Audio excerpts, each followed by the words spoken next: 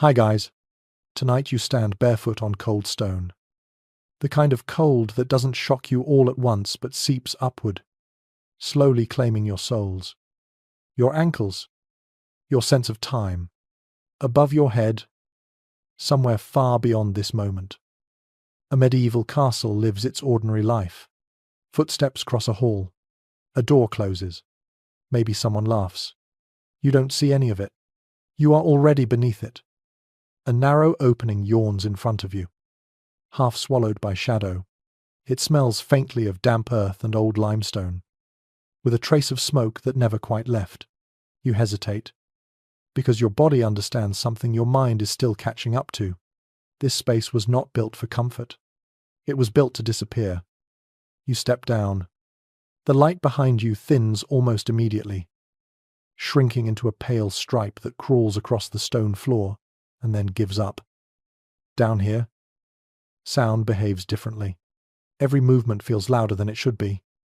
Even though you know factually that medieval castle chambers beneath the ground were often insulated by several meters of packed earth and rock, making them surprisingly quiet from above.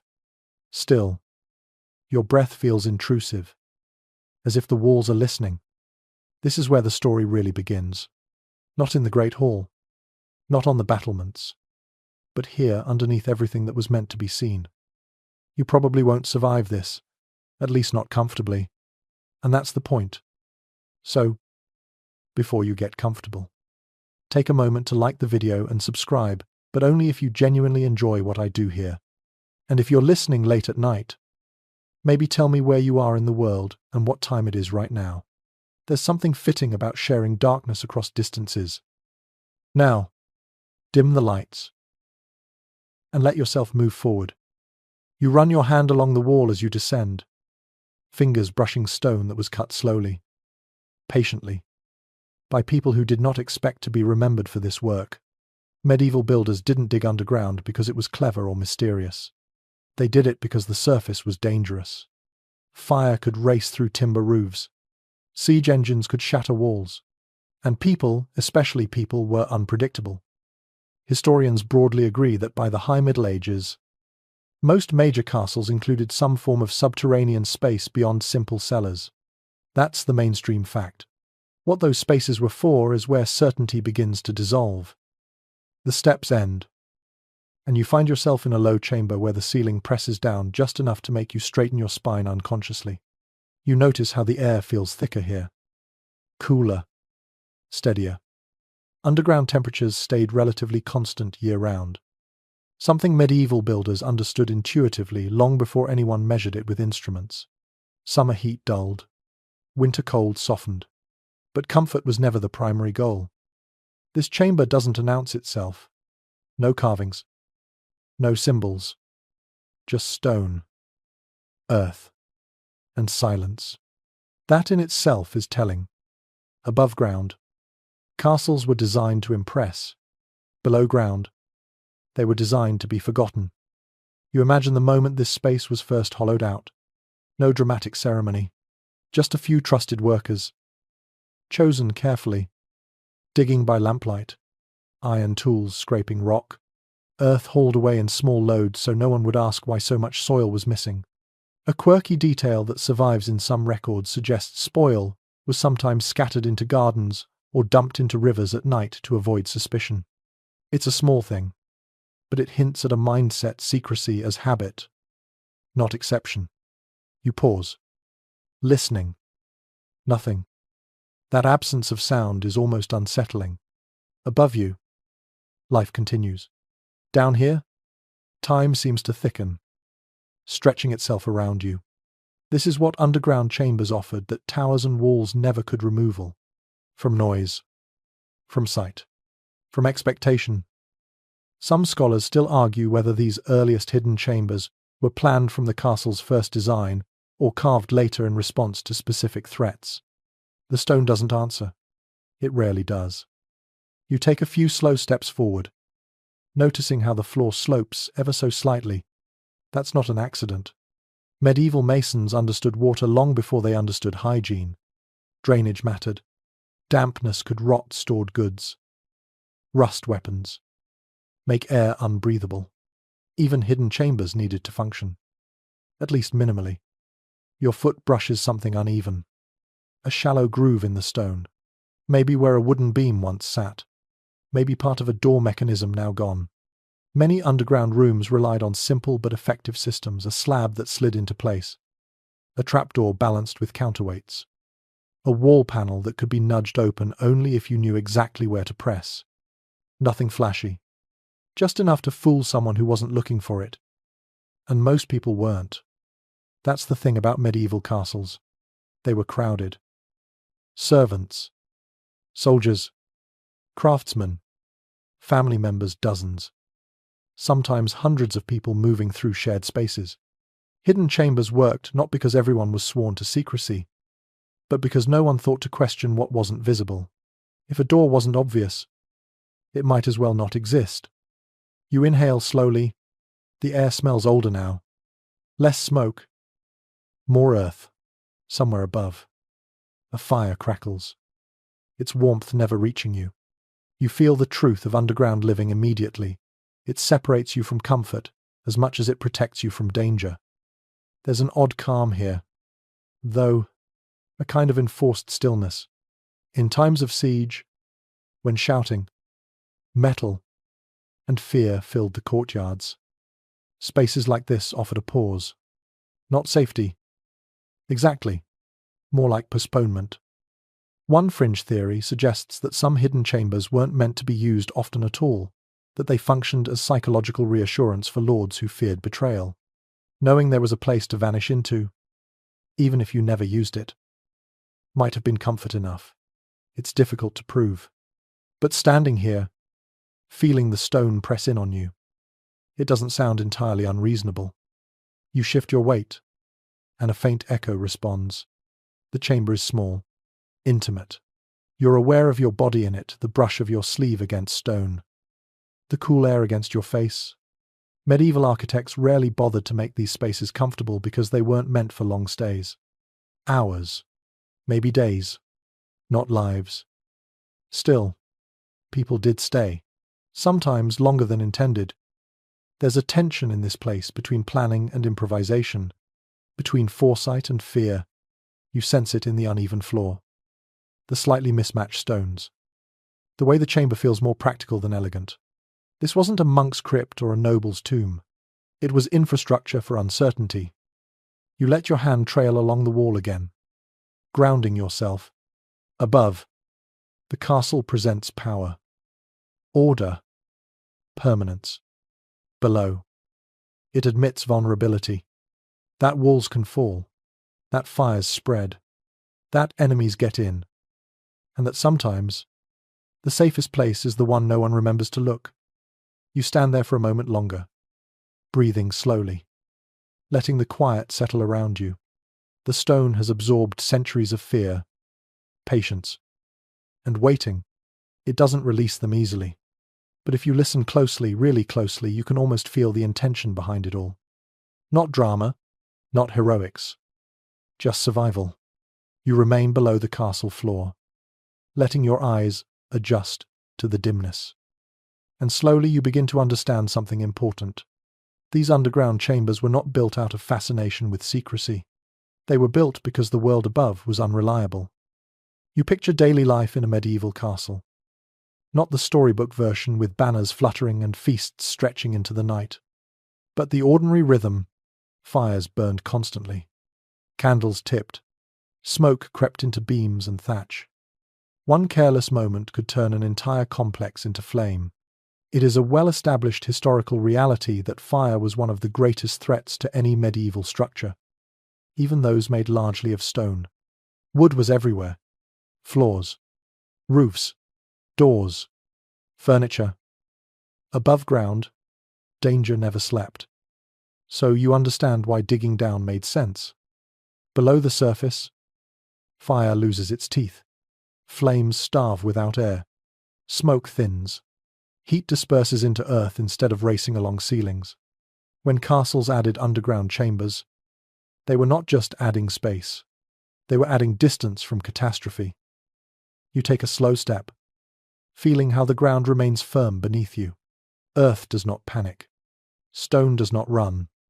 That reliability mattered more than comfort. Another reason presses in quietly. Siege. When a castle was surrounded, life above ground changed immediately. Wells could be poisoned. Courtyards became targets. Towers that once symbolized strength turned into aiming points. Medieval defenders understood that survival often depended on patience rather than force. Hidden underground spaces allowed food, water, documents, or people to be removed from the obvious paths of destruction. Historians still argue whether most hidden chambers were designed primarily for siege scenarios, or whether they evolved from earlier storage spaces that simply became more secretive over time. The distinction matters less when you are standing here, feeling how far removed this place is from the noise of conflict. You imagine the sounds of a siege filtering down, dull thuds instead of sharp crashes, voices reduced to vibrations, fear arriving as pressure rather than sound. Underground chambers transformed chaos into something distant, manageable. But survival was not the only motivation. There is something more personal at work here. Medieval castles were not just military installations. They were homes, political centers, family spaces layered with tension. Power changed hands suddenly. Alliances broke overnight. A lord might fear invaders from outside, but he might fear rivals inside the walls even more. This is where hidden chambers take on a quieter meaning. You think about documents, charters, letters, ledgers, proof of land ownership or betrayal. Losing those could be as devastating as losing soldiers. Underground rooms offered a place to protect information in a world where paper burned easily and memory was fragile. A lesser-known detail found in some castle inventories hints that valuables were sometimes stored in spaces deliberately omitted from official records. Gold was useful, but secrecy was priceless. A chamber that no one admitted existed could not easily be demanded, taxed, or stolen. You pause and listen again. Still nothing. This silence was intentional. Underground rooms were not places of activity. They were places of waiting. You feel that now. Standing still, your body slowly sinking with the quiet. There is a common modern assumption that medieval people lived only day to day, without long-term planning. Yet the very existence of hidden chambers contradicts that idea. Digging underground took time, labor, and trust. It required imagining futures that had not yet arrived. Fire, siege, betrayal, collapse. Some scholars suggest that building down was a way of managing anxiety in an unpredictable world. You cannot control armies or weather, but you can carve stone. You can make a place where danger feels slightly less absolute. A fringe interpretation even proposes that certain chambers were symbolic, not meant to be used, but meant to exist as reassurance. Like a locked door you hope never to open. It is difficult to prove, but emotionally it makes sense. Standing here, you feel how the mere presence of this space offers a strange comfort. Even centuries later, you move forward slowly, aware that every step takes you farther from light and closer to intention. The castle above may display authority, but this space reveals its fear. Not panic, just awareness. Awareness that walls fail, that power shifts, that nothing above ground lasts forever. Below ground, medieval builders tried to buy time. Not victory, not safety. You let that thought settle as the air grows cooler around you. Steady and patient, as if the earth itself is willing to wait with you. You move deeper, and the ground itself begins to teach you why some castles hid chambers, while others never could. The stone beneath your feet changes texture. Subtly at first. Then, unmistakably, smooth limestone gives way to rougher surfaces. The walls feel less cooperative here, less willing to be shaped.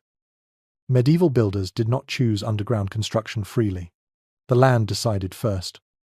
In regions where castles rose from chalk, limestone, or compacted clay, digging downward was possible, even practical. Archaeological surveys show that many hidden chambers cluster in these softer geological zones, where stone could be cut with patience rather than brute force, but where granite ruled, or where groundwater pressed close to the surface. Secrecy below ground became a gamble few were willing to take. You imagine standing where a castle might have been planned, long before the first stone wall ever rose. A master builder presses his boot into the soil, lifts a handful of earth, rubs it between his fingers. This simple gesture carried enormous weight. The future of hidden rooms, escape tunnels, and silent refuges depended on what that soil revealed. You feel the ceiling here. It lowers slightly, uneven in a way that speaks of resistance. Rock does not surrender evenly. Some sections yield, others fight back. Medieval diggers learned quickly where they could push forward and where the earth would punish ambition with collapse. There are signs of that learning all around you. The chamber walls are thicker here. The ceiling arches subtly, distributing weight. These are not decorative choices. They are survival decisions. Builders knew that a hidden chamber was useless if it buried its occupants. Written records hint that collapses were not uncommon in early underground attempts. In some cases, entire projects were abandoned mid-excavation. A strange detail emerges in a few castle sites where half-finished chambers exist. Their floors never leveled. Their walls left raw.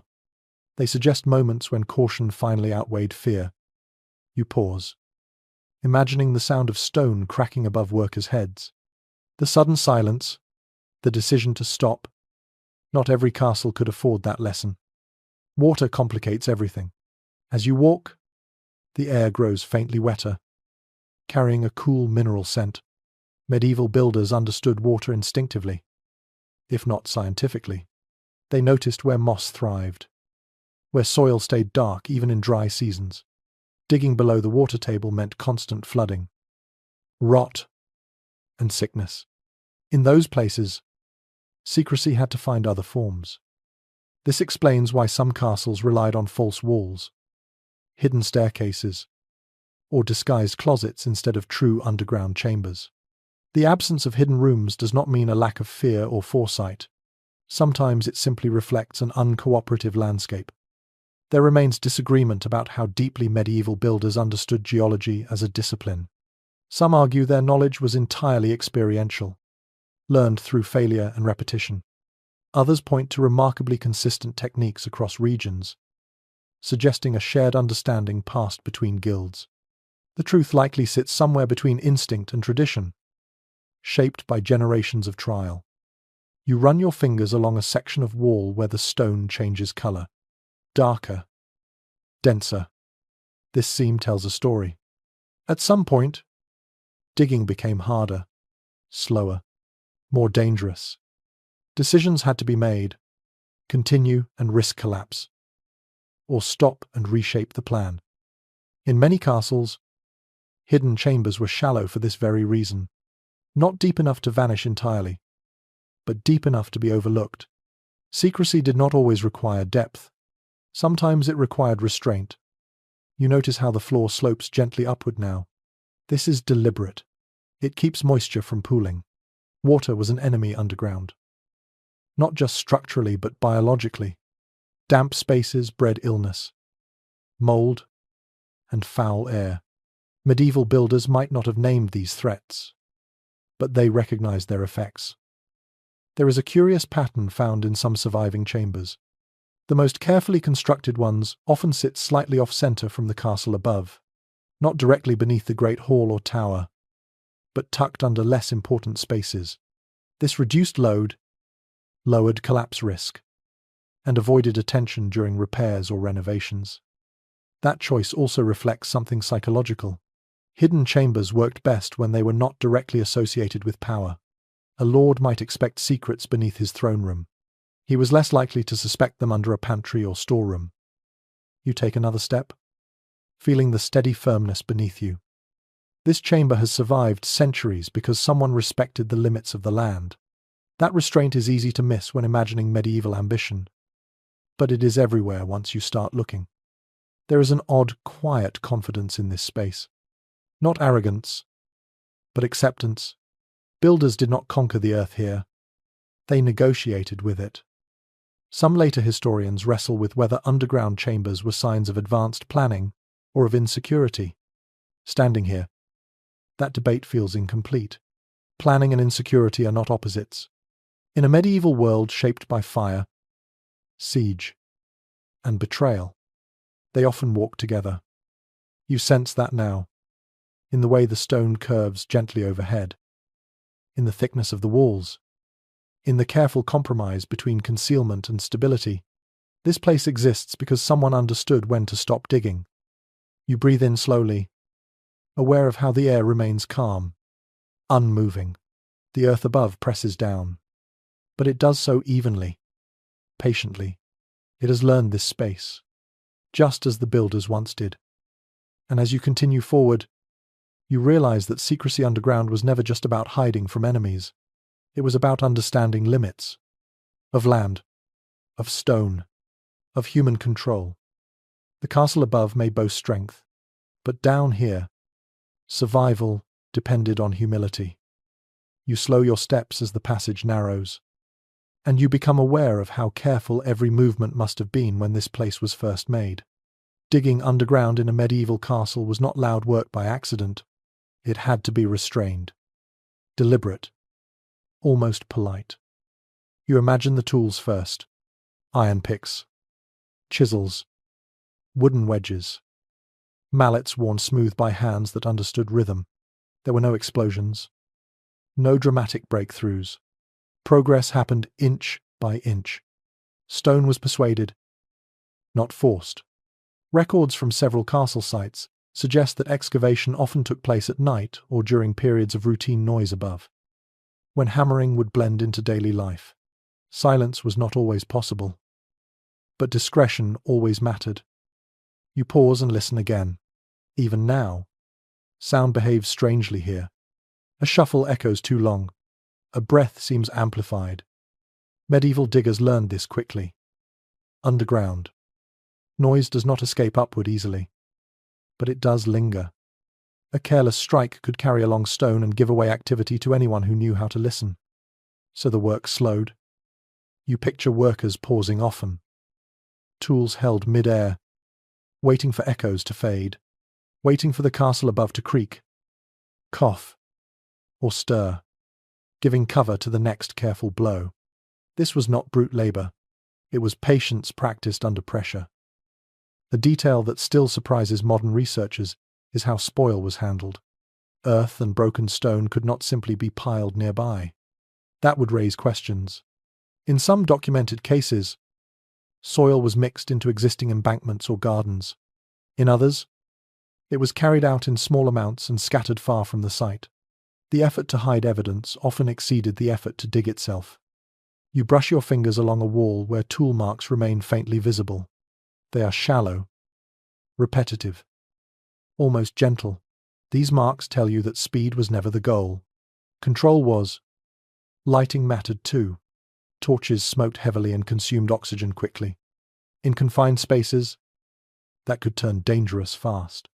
Many underground works relied on oil lamps or small, shielded flames that produced steadier light with less smoke. Even then, air had to be monitored constantly. Workers learned to recognize the signs of bad air long before they understood why it happened. Dizziness, headaches, the instinct to flee. There is a quiet intelligence in that awareness. You notice small niches cut into the walls. At first glance, they seem decorative, but they are practical. Places to set lamps, spots to rest tools, moments of organization in a space where disorder could mean death. There is no agreement among historians on how much of this knowledge was shared formally through guilds and how much was learned through local tradition. What is clear is that similar techniques appear across regions that never communicated directly. Experience traveled faster than messages. You imagine the tension of working here knowing that discovery could bring consequences. Not dramatic punishment, perhaps, but suspicion, questions, loss of trust. In a medieval castle, trust was currency. Some builders were likely sworn to silence. Others may not have known the purpose of what they were digging. just a wall extension, a storage space, a drainage project. Secrecy worked best when information was fragmented. A curious pattern appears in a few castle ruins where tunnels seem intentionally awkward. Low ceilings, sharp turns, uneven floors. These features frustrate modern explorers, but they may have served a purpose. A space that is uncomfortable to navigate discourages curiosity. Even those who stumbled upon an entrance might turn back, assuming nothing worthwhile lay ahead. You shift your weight, feeling the floor dip slightly. This unevenness was not always corrected. Precision mattered only where it supported function. Perfection would have required more time, more noise, more risk. There is something almost intimate about this method of construction. It required trust between a few individuals and secrecy from everyone else. In a world where privacy was rare, that made underground work unusual, not heroic, just quietly dangerous. Some later accounts hint that certain workers were paid extra for this kind of labor. Others suggest payment was delayed until completion, ensuring silence through dependence. The truth is difficult to confirm, but the implication is clear. Secrets had value, and value shaped behavior. You imagine the moment when digging stopped, when the final stone was set, when the space became still for the first time. That silence would have felt heavy, satisfying, uneasy. The tools were removed. Lamps extinguished. The entrance concealed. What remained was not just a room, but a pause in the castle's narrative, a place waiting for a future that might never arrive. You stand here now, centuries later, and feel how carefully this space was made to avoid attention. Even in ruin, it resists spectacle. It does not announce itself. It waits. And as you move forward, you begin to understand that hidden chambers were not accidents of architecture. They were acts of restraint, shaped by hands that knew when not to be heard. You continue along the passage, and gradually the space begins to change. The stonework grows neater. The walls straighten. This is no longer a place defined only by digging. This is where concealment becomes intentional design. You stop in front of what looks like an ordinary wall. It meets the floor cleanly. The stones match those around it. Nothing about it draws your attention, and that is precisely why it works. Hidden entrances in medieval castles rarely relied on elaborate tricks. They relied on familiarity. People walked past the same walls every day. Their eyes learned what belonged. Anything that blended in became invisible. Many concealed doors were weighted slabs that slid sideways or dropped inward. Others pivoted on wooden pegs fitted so tightly that seams all but vanished. In some castles, trapdoors were covered with the same worn stone as the surrounding floor, scuffed and aged on purpose so nothing looked new or suspicious. Builders understood human attention long before psychology gave it a name. You imagine someone standing here centuries ago, pressing a specific stone with practiced pressure. Not hard, not fast, just enough. The wall would respond with a quiet shift, opening a path that did not exist moments before. Written descriptions from the period hint that even castle residents were often unaware of these mechanisms. Servants scrubbed floors over entrances they never noticed. Guards leaned against walls that could open behind them. The effectiveness of secrecy depended on routine. There is a peculiar detail found in some surviving doorways. The moving stone often weighs more than seems necessary. This was deliberate. A heavier door settles more convincingly into place. Gravity becomes part of the disguise.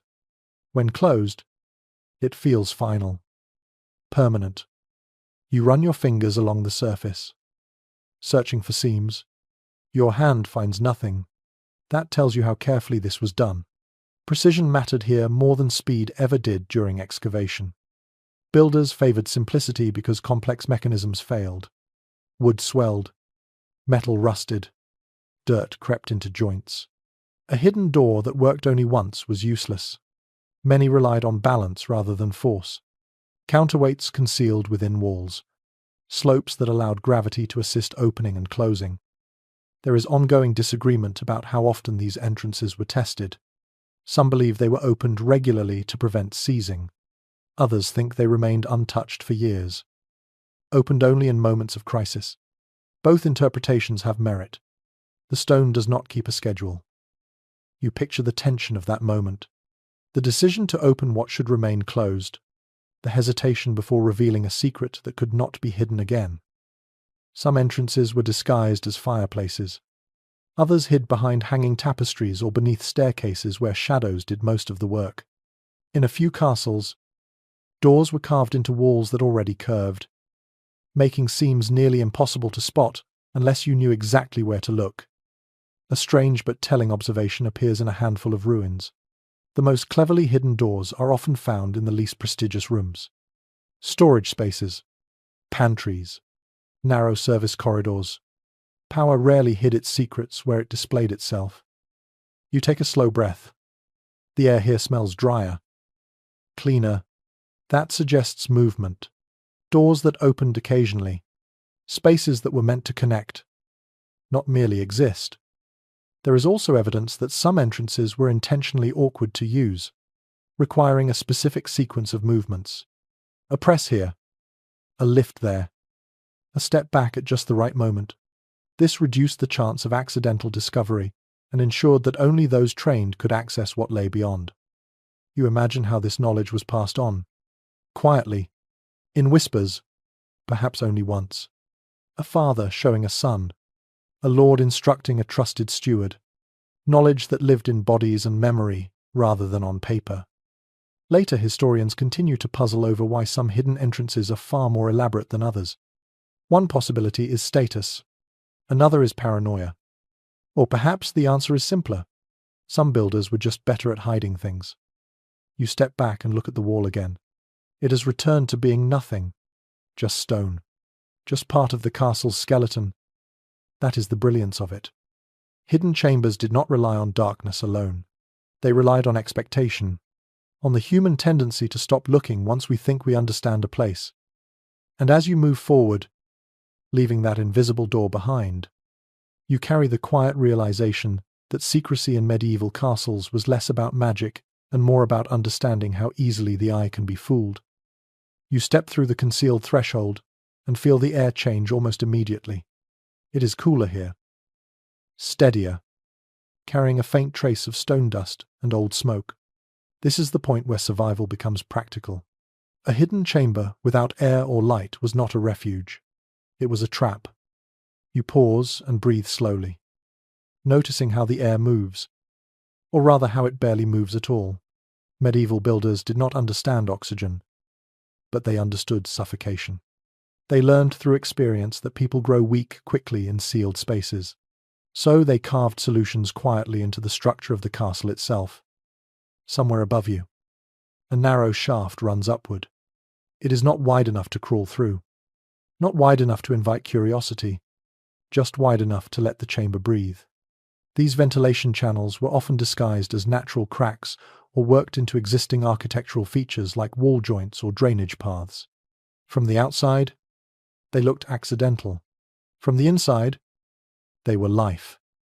You imagine a thin line of daylight appearing on the wall at certain hours of the day, never enough to illuminate the space fully, just enough to remind the occupants that the world above still existed. That light would shift slowly, marking time in a place where clocks meant nothing. Evidence from surviving chambers suggests that light was treated cautiously. Too much would reveal too much. Openings were angled, bent, or partially blocked to prevent anyone above from seeing movement below. Even when light was allowed in, it arrived indirectly, softened by stone. You move closer to one such opening and feel a faint draft against your skin. It is subtle, but it is there. Medieval builders learned how temperature differences pulled air through spaces naturally. Warm air rising above would draw cooler air upward from below. This quiet circulation required no tools, no maintenance, and no explanation. It simply worked. There is disagreement among researchers about how deliberate these systems were. Some argue they were accidental, discovered through trial and error. Others point to repeated patterns across regions as proof of intentional design. Standing here, feeling how evenly the air flows, it is difficult to believe this was entirely accidental. You think about what it meant to rely on such systems. Fire could not burn freely here. Lamps had to be small. Flames watched carefully. A single mistake could fill the chamber with smoke that had nowhere to go. Some hidden rooms show scorch marks near ceilings, suggesting moments when air turned dangerous quickly. A curious detail emerges in a few sites, where small stone shelves sit directly beneath ventilation shafts. These may have held burning embers rather than open flames, allowing light without consuming too much air. It is a small adaptation, but it speaks to a careful balancing act between visibility and survival. You close your eyes briefly and imagine waiting here. Hours passing, maybe days, listening for sounds above, footsteps, voices, the scrape of metal. Light would become precious. Every flicker would be watched closely. Rationed like food, hidden chambers were not meant to feel alive. They were meant to feel suspended. You open your eyes again and notice how the walls curve slightly inward near the ceiling. This shape helps guide smoke and warm air toward exits. It also strengthens the structure. Practical design often wears the disguise of simplicity. Some later commentators wondered whether medieval people feared the dark more than modern audiences assume. The careful management of light here suggests something else. Darkness was not feared. It was controlled. Used. Shaped. You run your hand along the wall again and feel soot embedded in the stone. Generations of small fires left their mark. These were not ceremonial spaces. They were lived in, briefly and reluctantly. There is an odd calm that settles over you as you stand here. The outside world feels distant. Time slows. This was one of the unintended effects of underground chambers.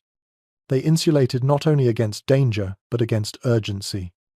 Some chroniclers mention nobles who descended into hidden rooms during unrest and emerged disoriented by how long they had been below.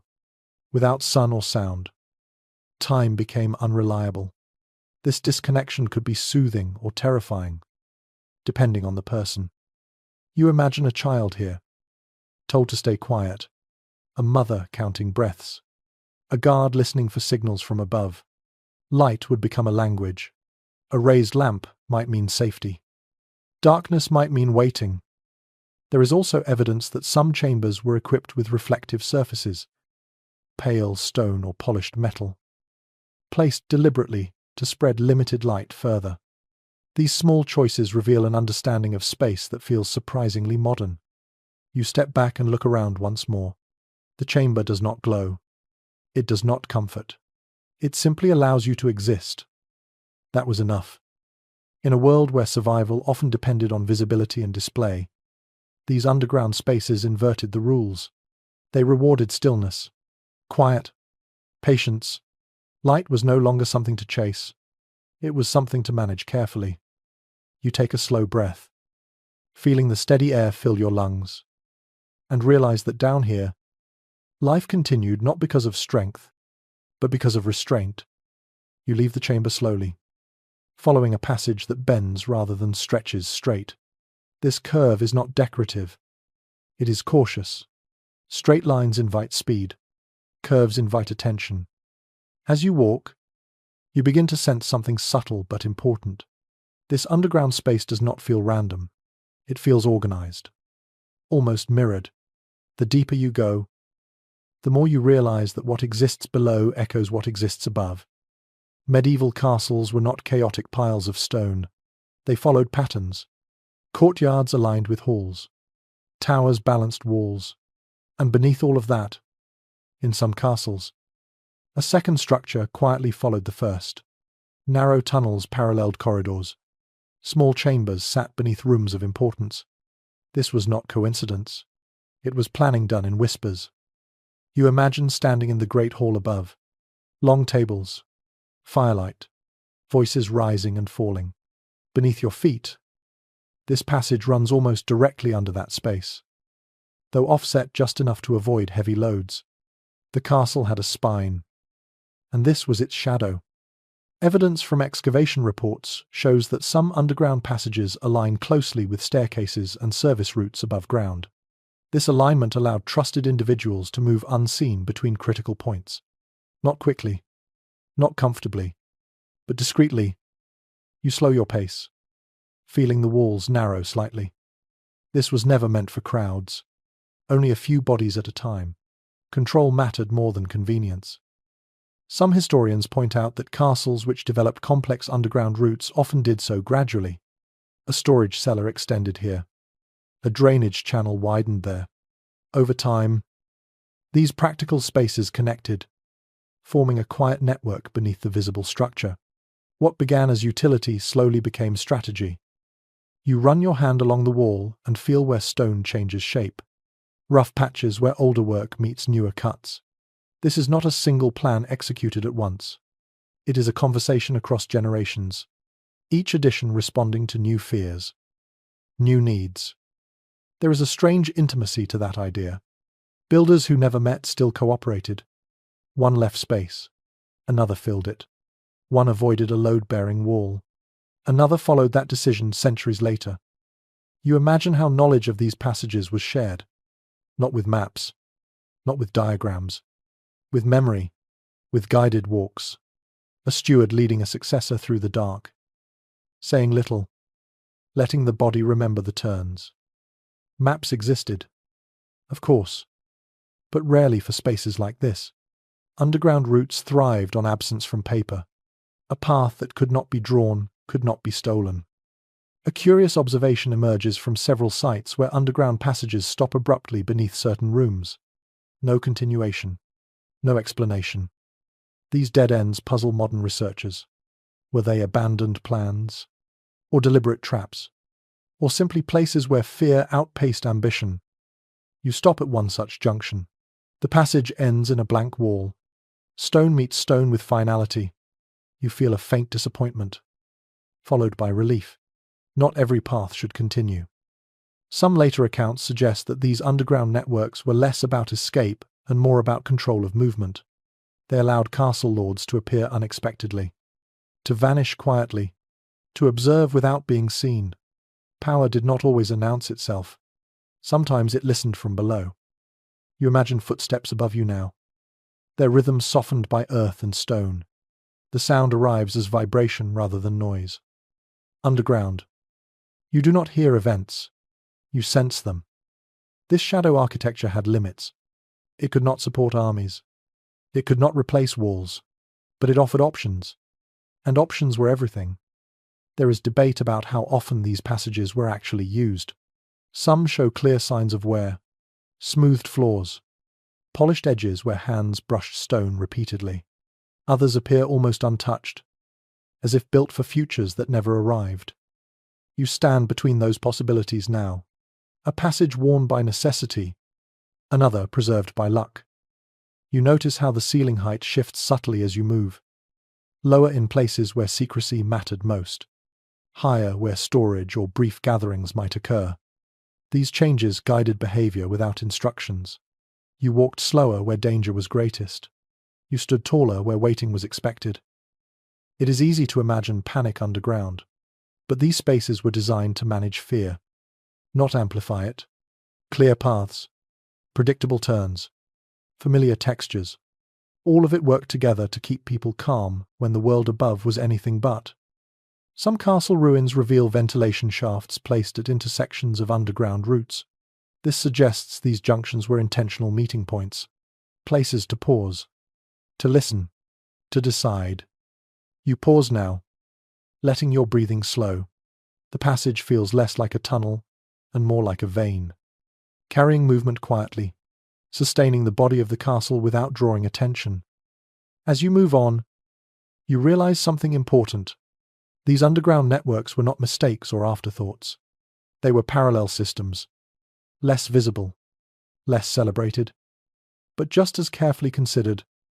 Above ground, castles projected strength. Below ground, they practiced survival.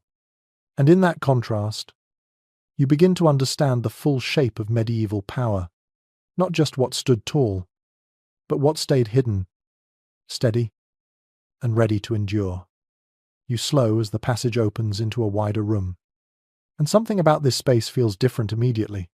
It is not empty, but it is not crowded either. The walls are thicker, the floor more level. This is not a place meant for movement. It is a place meant for keeping. You let your eyes adjust and begin to notice small details. Shallow alcoves cut into the stone. Low platforms built directly from the floor. Narrow ledges positioned just above reach. None of these features exist by accident. This chamber was designed to hold things that mattered. Medieval castles needed storage everywhere. But hidden underground chambers served a different purpose than granaries or wine cellars. Grain had to be accessed regularly. Wine had to be rotated. Those spaces were busy. This one is quiet. That tells you something about what it protected. You imagine parchment rolled tightly and sealed with wax, legal documents, land agreements, oaths written down because memory alone was not trusted. Paper was fragile. Fire could erase it in moments. Water could blur it into nothing. Down here, away from both threats, words stood a better chance of surviving than people often did. There is physical evidence in some castle ruins that supports this use. Small iron hooks set into walls. Stone shelves smoothed by careful placement. These features appear in chambers too dry and too controlled to be simple storage. They suggest organization, intention. You step closer to one alcove and picture a chest resting there. Wood bound with iron. Not decorative, just strong. Inside, coins maybe, or jewels, or something more dangerous. Letters that could ruin alliances. Proof that someone lied. In a medieval world, information could be as lethal as a blade. It is tempting to imagine underground chambers as places of dramatic escape, secret tunnels, last-minute flights. But many were far more static than that. They were anchors. Places where a castle's most sensitive materials waited quietly through chaos above. There is an odd detail noted in a few excavation reports. Some hidden chambers contain objects that show no signs of hurried placement. Items arranged neatly, containers sealed carefully. This suggests preparation rather than panic. These spaces were stocked deliberately, long before they were needed. That foresight changes how you read this room. It is not desperate, it is cautious. You run your hand along the stone and feel how dry it remains. Builders paid attention to moisture here. Drainage channels lead away from the chamber subtly. The floor slopes just enough to guide water out. Dampness would have ruined everything stored inside. Some researchers have noted traces of lime wash on the walls of certain underground rooms. This coating helped repel moisture and lightened the space slightly. It also discouraged insects. A simple treatment with multiple benefits. You imagine a steward descending into this chamber once a year. Perhaps less. Checking seals. Counting items. Making sure nothing shifted. The act itself would have been ritualistic. Quiet. Almost sacred. There is debate among historians about how access to such spaces was controlled. Some believe only the Lord knew. Others suggest a small circle of trusted officials shared responsibility. Absolute secrecy was risky. If one person died, knowledge could vanish with them. Balance mattered. You step back and take in the room as a whole.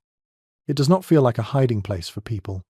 It feels like a hiding place for continuity. For the things that allowed power to persist beyond a single crisis.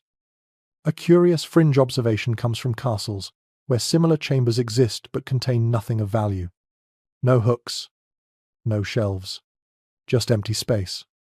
This has led some to wonder whether certain rooms were decoys, built to be found, to distract, to satisfy intruders searching for hidden wealth. The idea is unsettling, but not implausible. Medieval defense often relied on misdirection.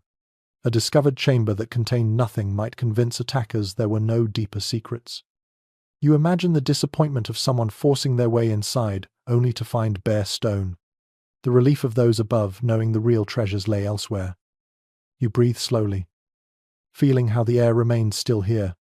This chamber was not meant for frequent use. Every opening of the door would have been intentional, measured, controlled. There is also the matter of noise. Chests opening, metal clinking, even careful movements echo underground. This space would have demanded restraint. The quieter the chamber, the safer its contents remained. You think about the psychology of storing valuable items in places you rarely see. Out of sight, but not out of mind.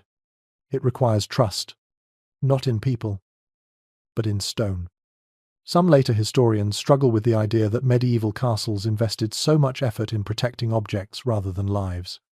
But that distinction is misleading. Documents preserved claims. Claims preserved land. Land preserved families. Objects carried futures. You turn slowly, imagining the chamber filled not with gold, but with patience, with preparation, with an understanding that survival was not always about the next battle, but about the next generation. As you leave the room, the passage narrows again, and you feel the weight of what you are leaving behind. Not treasure in the romantic sense, but stability. The quiet machinery of power that worked best when no one noticed it. And as your steps carry you forward, you begin to see underground chambers not as places of fear, but as places where medieval castles held their breath and waited.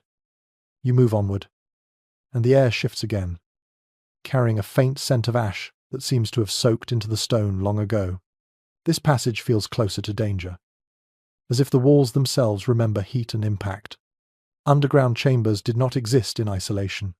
They were shaped by the threats that haunted the castle above, especially siege and fire. You picture a castle under attack, not the dramatic charge of soldiers at dawn, but the slow grind of waiting. Days stretch into weeks. Food tightens. Tempers fray. Outside the walls, enemies test patience more than strength. Inside, every decision becomes heavier. Fire was always the fastest way to end a siege. Flames ignored stone walls by devouring what those walls sheltered. Roofs collapsed. Beams fell. Smoke rolled through corridors faster than people could flee. Contemporary accounts describe castles that withstood months of assault, only to fall in a single night because fire found a way in. That is why these underground spaces feel so deliberate. Below ground, fire behaves differently. It loses its hunger. Without steady air, it weakens quickly. Smoke rises, searching for escape, leaving lower spaces clearer than anything above. Medieval defenders noticed this long before they could explain it. Experience taught them where survival lasted longest. You imagine retreating downward as smoke thickens overhead. Each step brings cooler air. Sounds dull. Panic fades into urgency. Underground chambers offered something rare in crisis. A pause. There is physical evidence that supports this use. Some hidden rooms show scorch marks only near entrances, not deeper inside. This suggests people retreated quickly, sealing doors behind them to cut off airflow. Fire died above, while life continued below. You stop and place your palm against the wall. The stone feels smooth here, as if it has been touched often. Perhaps in moments of fear, perhaps in moments of relief. Siege warfare also shaped these spaces. When attackers breached outer defenses, inner sanctuaries mattered. Hidden chambers allowed defenders to disappear from expected routes. A staircase that should have led to living quarters ended in nothing. A corridor that should have been crowded stood empty. This absence could be as powerful as any weapon. Some castles included underground refuges designed specifically for short-term survival. They held water stored in ceramic vessels, bread hardened for longevity, sometimes dried meat. These were not comfortable provisions. They were practical ones, enough to wait out a fire, enough to survive a day or two of chaos. There is debate among historians about whether these refuges were meant for nobles only, or for broader groups. Some chambers are too small to hold many people. Others are larger, with signs of multiple occupants. The variation suggests there was no single rule. Each castle balanced protection according to its own fears. You imagine the sound of siege engines striking stone above you, each impact sending vibrations through the earth, underground. These shocks would feel distant, muffled, still terrifying, but less immediate. A strange detail appears in some underground chambers that seems connected to this purpose. Doorways are often narrow and angled. This made them easier to block. A single beam, a stone slab, once sealed, They became difficult to force open from either side. This raises an unsettling question. Were these spaces ever used to trap, rather than protect? Some later commentators suggest that in moments of extreme danger, underground chambers might have been sealed intentionally, leaving occupants to wait without knowing if anyone would return. It is impossible to confirm. The stone keeps its silence. But the possibility lingers. You take a slow breath, aware of how enclosed the passage feels now. Underground safety came with emotional costs. Darkness, stillness, uncertainty. Fire did not just threaten bodies. It threatened records, wealth, lineage. By protecting documents underground, castles protected claims to land and authority. A lord who survived a siege but lost proof of ownership might lose everything afterward. You imagine emerging from such a chamber after days below, the castle blackened, the air sharp with smoke, but the documents safe, the future intact. There is something deeply human in that calculation. A curious fringe detail surfaces in some accounts of siege aftermaths. In a few cases, attackers discovered hidden chambers only after the castle was abandoned, long after they had stopped looking for survivors. These spaces escaped notice because they did not smell of fire or death. They were sealed too well. That effectiveness cuts both ways. You step forward and feel the passage widen slightly, as if acknowledging the importance of what it once protected. Underground chambers designed for fire and siege were not meant to be permanent homes. They were lifeboats. Uncomfortable, claustrophobic, essential. There is still disagreement about how often they saved lives. Records are incomplete. Stories conflict. Some accounts praise their role. Others ignore them entirely. Survival rarely leaves neat documentation. What remains undeniable is that these spaces reflect a worldview shaped by expectation of disaster. Medieval castles did not assume peace. They prepared for interruption. You pause and listen once more. No fire. No siege. Only your own breathing. Standing here now, you understand that underground chambers were answers to very specific questions. What happens when walls fail? When fire wins? When the obvious paths become death traps? Below ground, castles kept one last option open. Not escape. Not victory. Endurance. You hesitate before stepping farther, because the feeling here is different again. The passage narrows, then opens into a space that does not invite movement or storage. It invites stillness. The air feels heavier, not with damp, but with intention. This chamber sits apart from the others. You sense it immediately. The walls are closer, the ceiling lower, the stone darker, either by age or by choice. This is not a place designed for comfort or efficiency. It is a place designed to contain people. You let that thought settle slowly. Underground chambers in medieval castles were not always benevolent refuges. Some served purposes that are harder to romanticize. Confinement was one of them. Castles needed places to hold individuals temporarily, quietly, and out of sight. Not every prisoner was meant to be displayed in a tower or paraded through a courtyard. You imagine a person being led down here. No chains clanking dramatically. Just footsteps. A torch held low. A door that closes with a sound that feels heavier than it should. Records from several regions indicate that castles often held short-term detainees below ground rather than invisible cells. These might be political hostages, disobedient servants, rival claimants, or messengers who arrived at the wrong moment. Underground confinement reduced attention and reduced risk. You notice how the floor here is smoother near the center, worn not by traffic but by pacing. Small movements, repeated steps. Waiting. There is no furniture, no bench, no table. That absence is deliberate. Comfort was not the goal. Compliance was. You look at the walls more closely and notice faint scratch marks. Not deep enough to be dramatic, just enough to suggest time passing slowly. Someone marking days, or simply pressing fingers into stone out of frustration. It is tempting to imagine dungeons as medieval castles are often portrayed. dark pits of cruelty, but many underground holding spaces were more restrained than legend suggests. They were not designed to kill. They were designed to remove someone from circulation. Silence was a tool here. You imagine how disorienting this would feel. No sense of time. No sense of activity above. Even the sound of life is muted. The world shrinks to stone and breath. Some historical accounts suggest that such chambers were used briefly, sometimes only overnight. A cooling-off space, a place to isolate a problem until a decision could be made. Others imply longer stays, especially during political upheaval. The truth is uneven. Evidence varies from site to site. Some chambers show signs of prolonged use. Others appear almost untouched, as if built for a possibility that rarely materialized. You stand still and listen.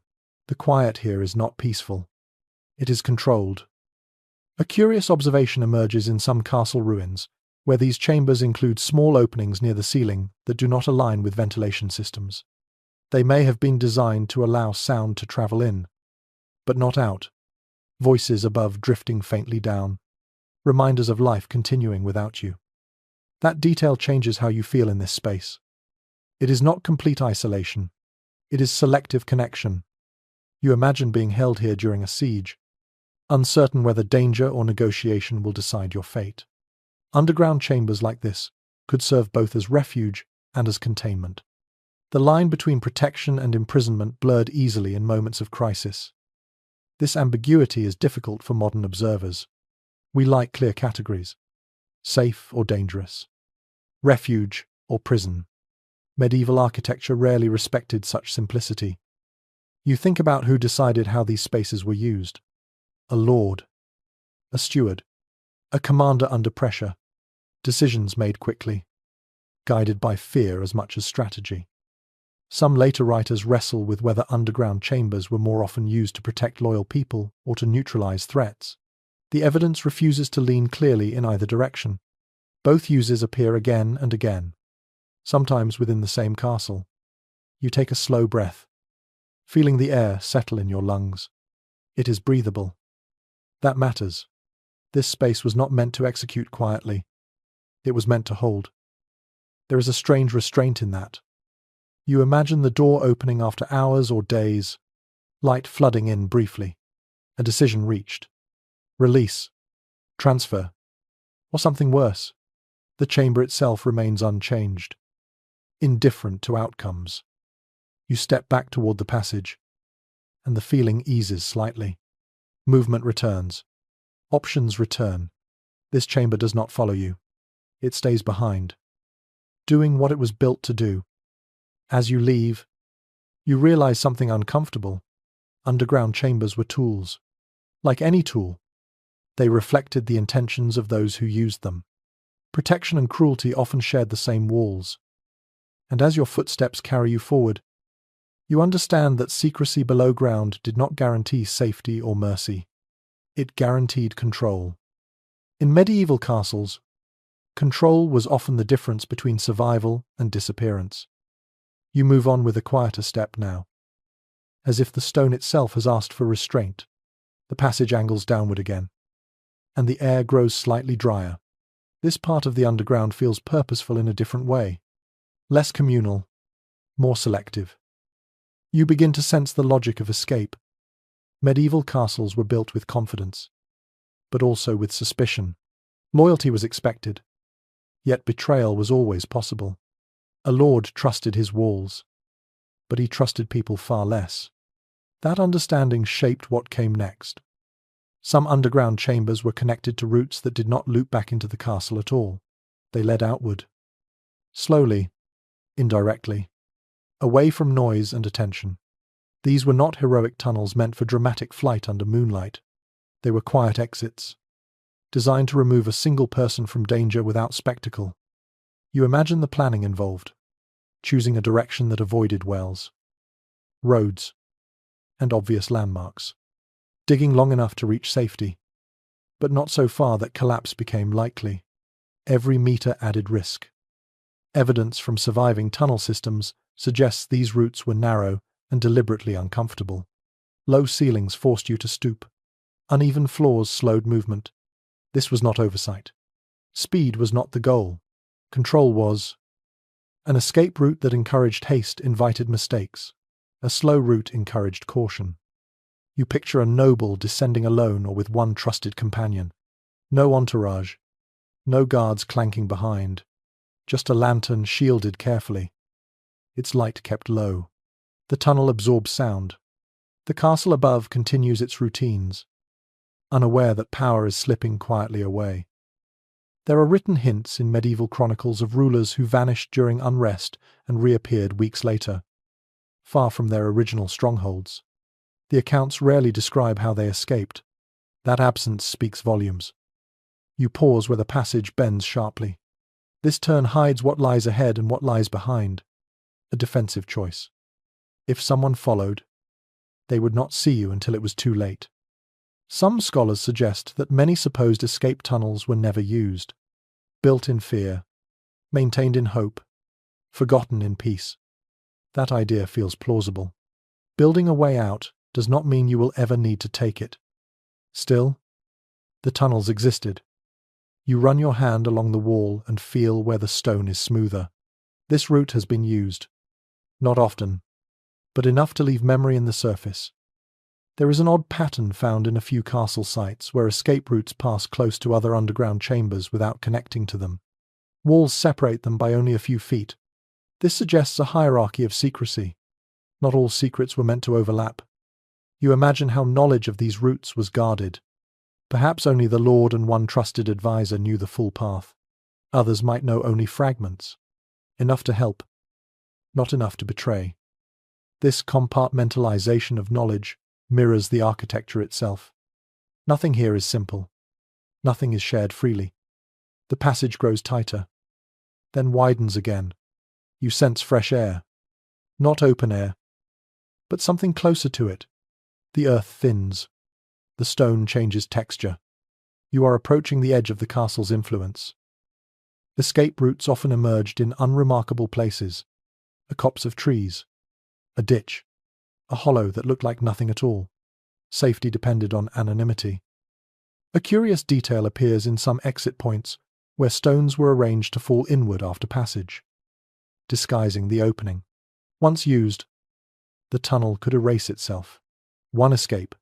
One chance. That design choice carries weight. It implies expectation of finality. If you use this path, you may not return. You imagine standing at the threshold, hearing distant conflict above, choosing whether to stay or go, duty pulling one way, survival the other. Some later historians argue that escape tunnels undermine the image of medieval honor, that a true leader would stand and fight. But that is a modern reading. Medieval power was pragmatic. A living lord could reclaim land. A dead one could not. You feel that pragmatism in this space. No decoration. No ceremony. Just function. There is also evidence that some escape routes doubled as supply paths during construction. Materials moved in. Debris moved out. Once the castle was complete, their purpose narrowed. What was useful became secret. You reach a point where the passage slopes upward more sharply. Your breathing changes. Your body prepares for transition. Underground no longer feels infinite. It feels temporary. You stop before the final bend and look back. Darkness swallows the tunnel quickly. This place does not invite reflection. It demands decision. You imagine the relief of stepping into open air after hours below. The shock of wind. The smell of earth and leaves. The sudden return of space. Escape routes were not symbols of cowardice. They were acknowledgments of reality. Walls fall. Alliances break. Survival sometimes requires absence. As you turn forward again and continue on, you realize that underground chambers did not just hide people. They preserved options. In a world where power shifted unpredictably, options mattered more than ideals. And somewhere deep beneath the castle, this narrow path waited patiently, asking only one question when the time came. Stay, or disappear. You step away from the narrowing escape route and into a space that feels unexpectedly calm. The stone here is smoother, lighter in color, and the air carries a faint dryness that suggests careful planning. This chamber does not feel defensive. It feels intentional in a quieter, more deliberate way. This is a place shaped by belief. In medieval castles, faith was not confined to chapels above ground.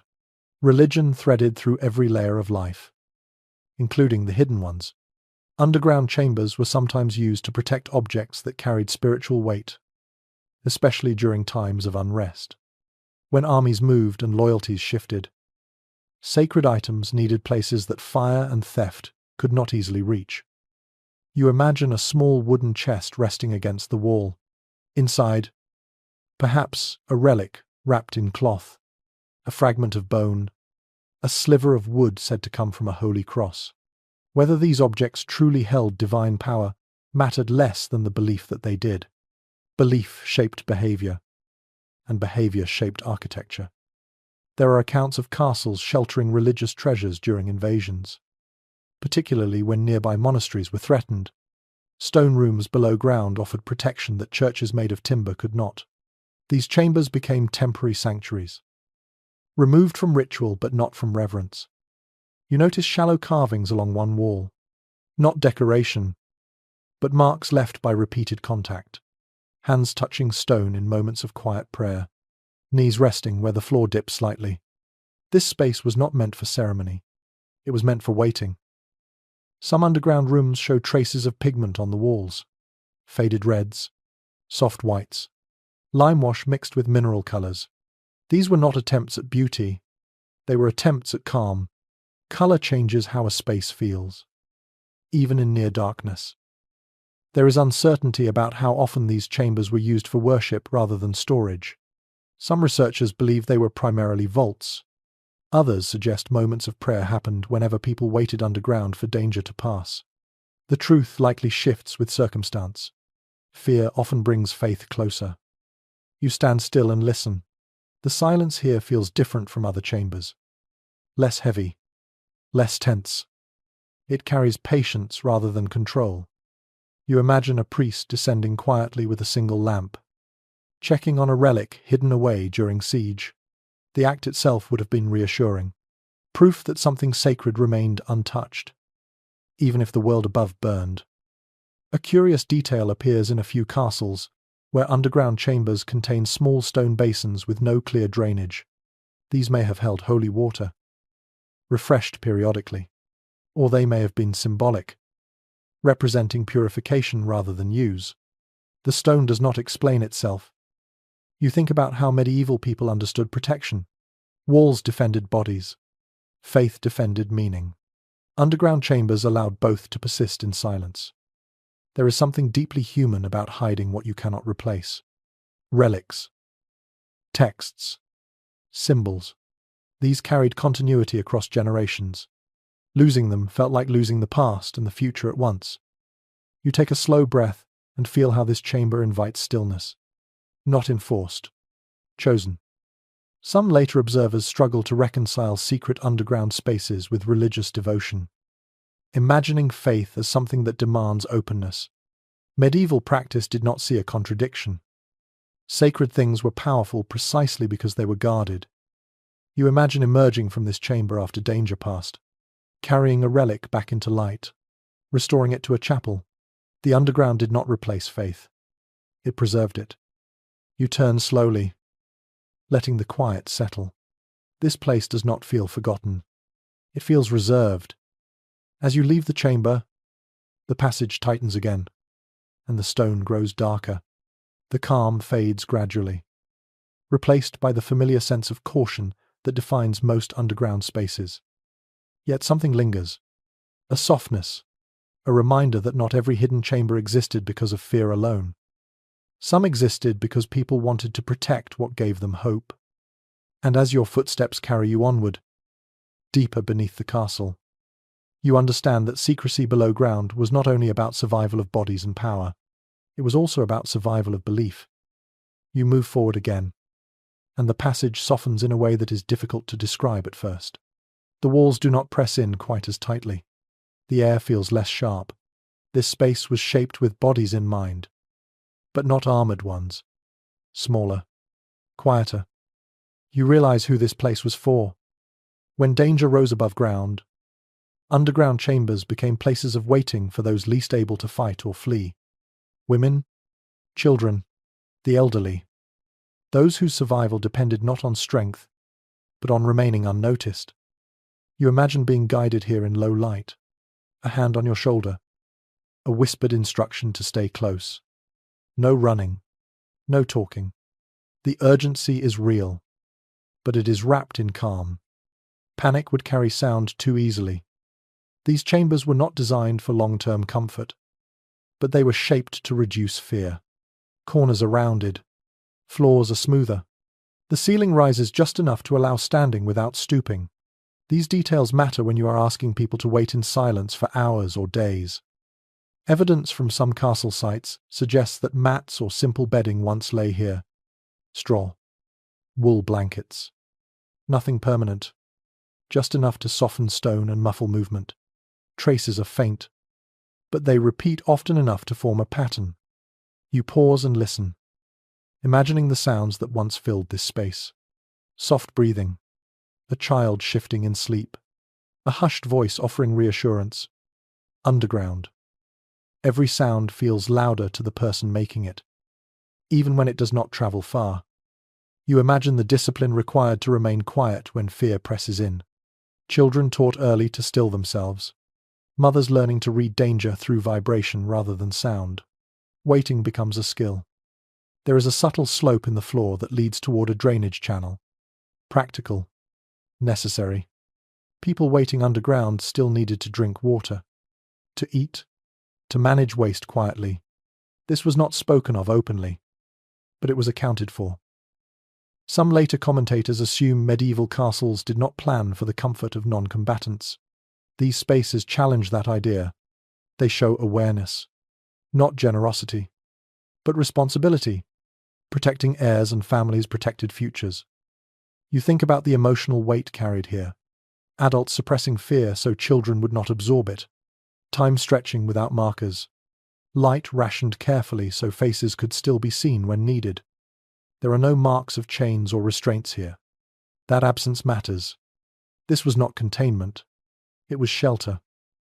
You notice shallow depressions along the wall where hands might have rested repeatedly. Perhaps people leaned there. Perhaps they prayed quietly. Stone remembers touch longer than sound. There is disagreement among historians about how often these chambers were used in practice. Some argue they were emergency measures rarely activated. Others suggest periods of unrest made underground waiting a familiar experience for castle families. Written records focus on battles and treaties, not on hours spent in silence below ground. You imagine a child growing up with this memory, the smell of stone, the feel of cool air, the lesson that danger could arrive without warning, and safety sometimes meant disappearing.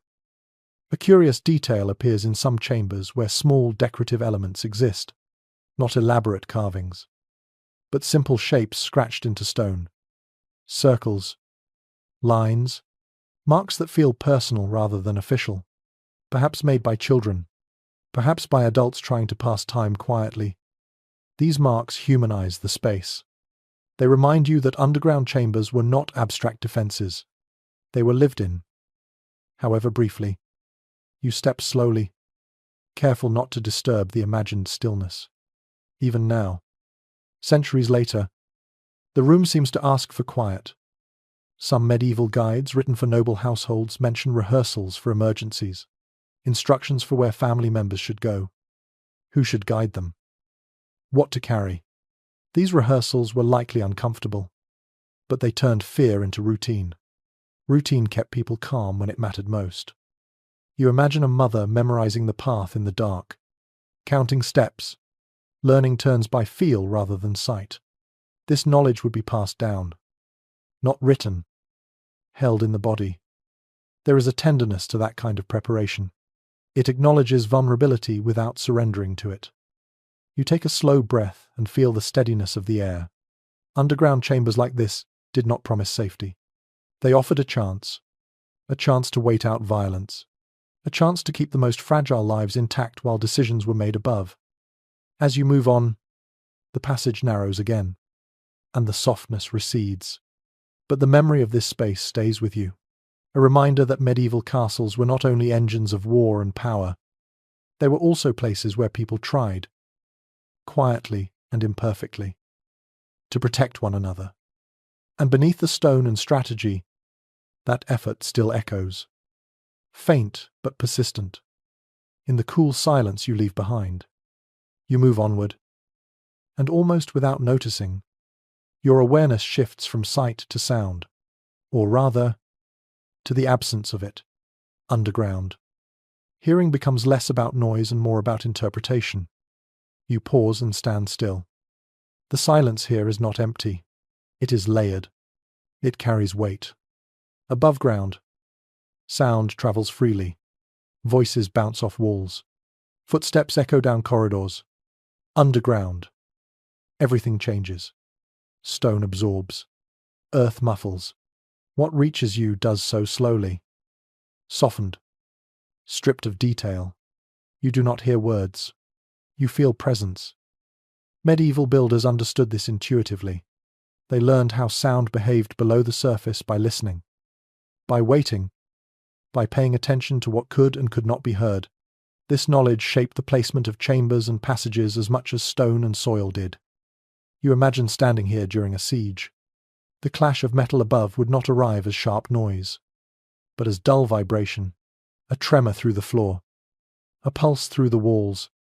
Underground, danger announces itself differently. You become aware of your own movements. The scrape of a boot feels louder than it should. Your breathing seems intrusive. This is not because sound carries far here, but because there is so little else to compete with it. Silence magnifies awareness. That awareness was a defense. Some underground chambers were placed deliberately far from staircases and main halls to avoid sound leakage. Others were positioned near areas of constant background noise, like kitchens or workshops, where small sounds would blend in. Placement mattered as much as construction. You run your fingers along the wall and notice subtle irregularities, slight protrusions, shallow recesses. These break up sound waves, preventing echoes from travelling cleanly. They are small choices, but they change how a space feels. There is evidence in some castles that underground passages were designed with turns and bends not only for concealment, but for sound control. A straight tunnel carries noise efficiently. A curved one disrupts it. Every corner absorbs a little more sound. You imagine a guard above pacing back and forth. His steps arrive here as a rhythm, not as individual footfalls. A slow pulse.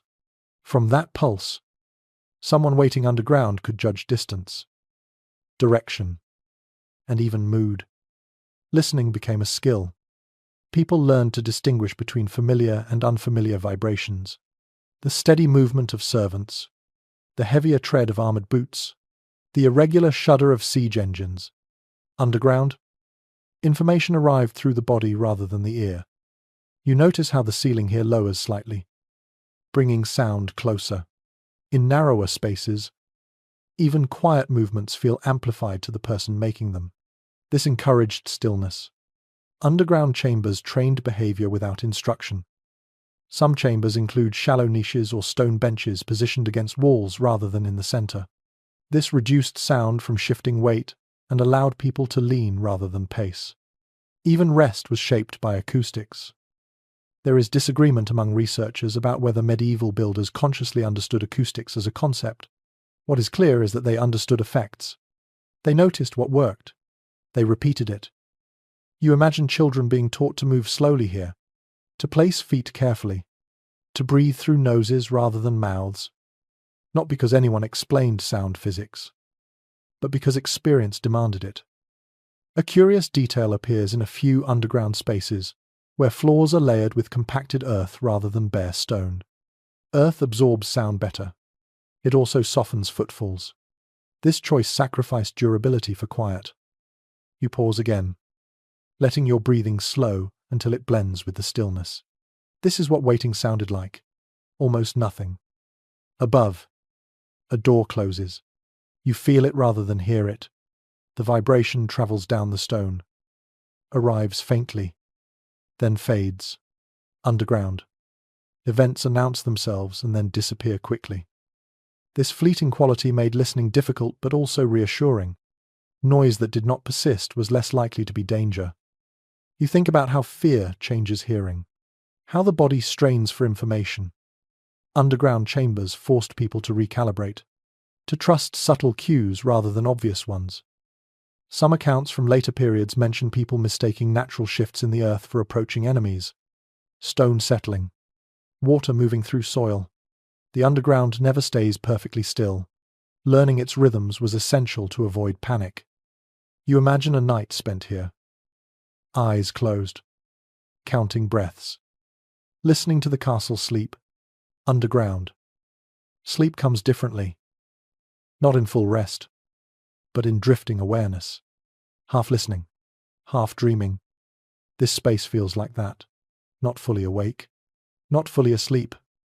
You take one slow step forward and then stop, appreciating how the sound disappears almost immediately. The stone accepts it and lets it go. That was the goal. Underground chambers did not amplify fear. They dampened it. They stripped away excess information until only what mattered remained. As you move on, you carry this awareness with you. Every step measured.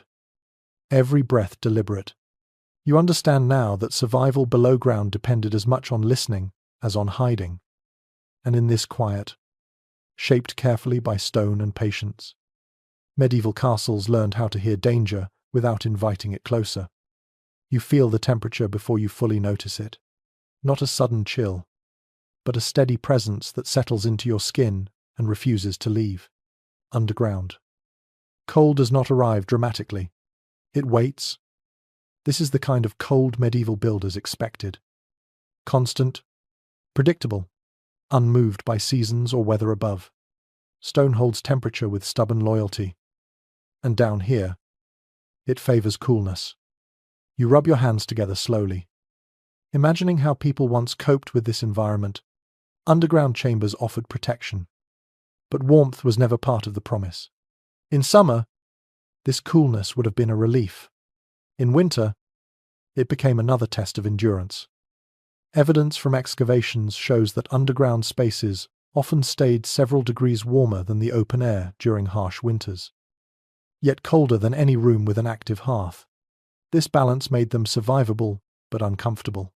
People could endure the cold here longer than outside, but not indefinitely. You picture someone wrapped in wool, sitting against a wall, pulling fabric tighter with each passing hour. The stone beneath them draws heat away slowly. Patiently, the body responds by conserving energy. Movement becomes minimal. Speech fades. This was not accidental. Cold encourages stillness. Stillness encourages silence. You notice how the walls here are thicker, how the chamber is smaller than others you have passed. Less air to warm, less surface to steal heat. Medieval builders did not fight the cold. They managed it. Some chambers show signs of small, carefully controlled heat sources. Not open fires, but embers contained in ceramic vessels or metal braziers. These provided minimal warmth without consuming too much air. The goal was not comfort. It was function. There is a curious detail found in several underground rooms where the floor is layered with compacted organic material beneath stone. Straw, ash, even crushed shells in coastal regions. These layers added insulation, reducing the relentless pull of cold from below. You imagine the quiet preparation before someone entered such a space during winter. Extra layers gathered. Cloaks chosen not for appearance but for thickness. Boots lined with felt or fur. The underground demanded planning. Cold also shaped how long people stayed. These chambers were not designed for extended habitation in winter months. They were shelters measured in hours or days, not weeks. The body can endure cold if it knows relief will come. You pause and listen to your own breathing. In cold spaces, breath becomes visible even when light is low. Each exhale confirms you are still warm enough to fog the air. Some medieval accounts describe people using body heat strategically underground, sitting close together, sharing cloaks, leaning shoulder to shoulder. Warmth became communal rather than individual. This closeness carried emotional weight. Privacy disappeared. Fear and comfort mixed freely. Underground chambers forced human contact, even among those who might not have chosen it otherwise. You imagine a family huddled together here during winter unrest. Children tucked between adults. Every movement careful to conserve warmth.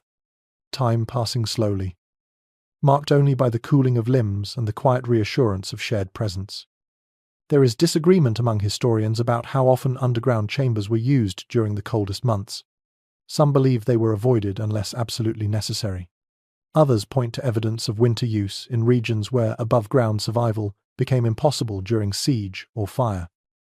The truth likely varied by circumstance. Cold underground was preferable to burning above.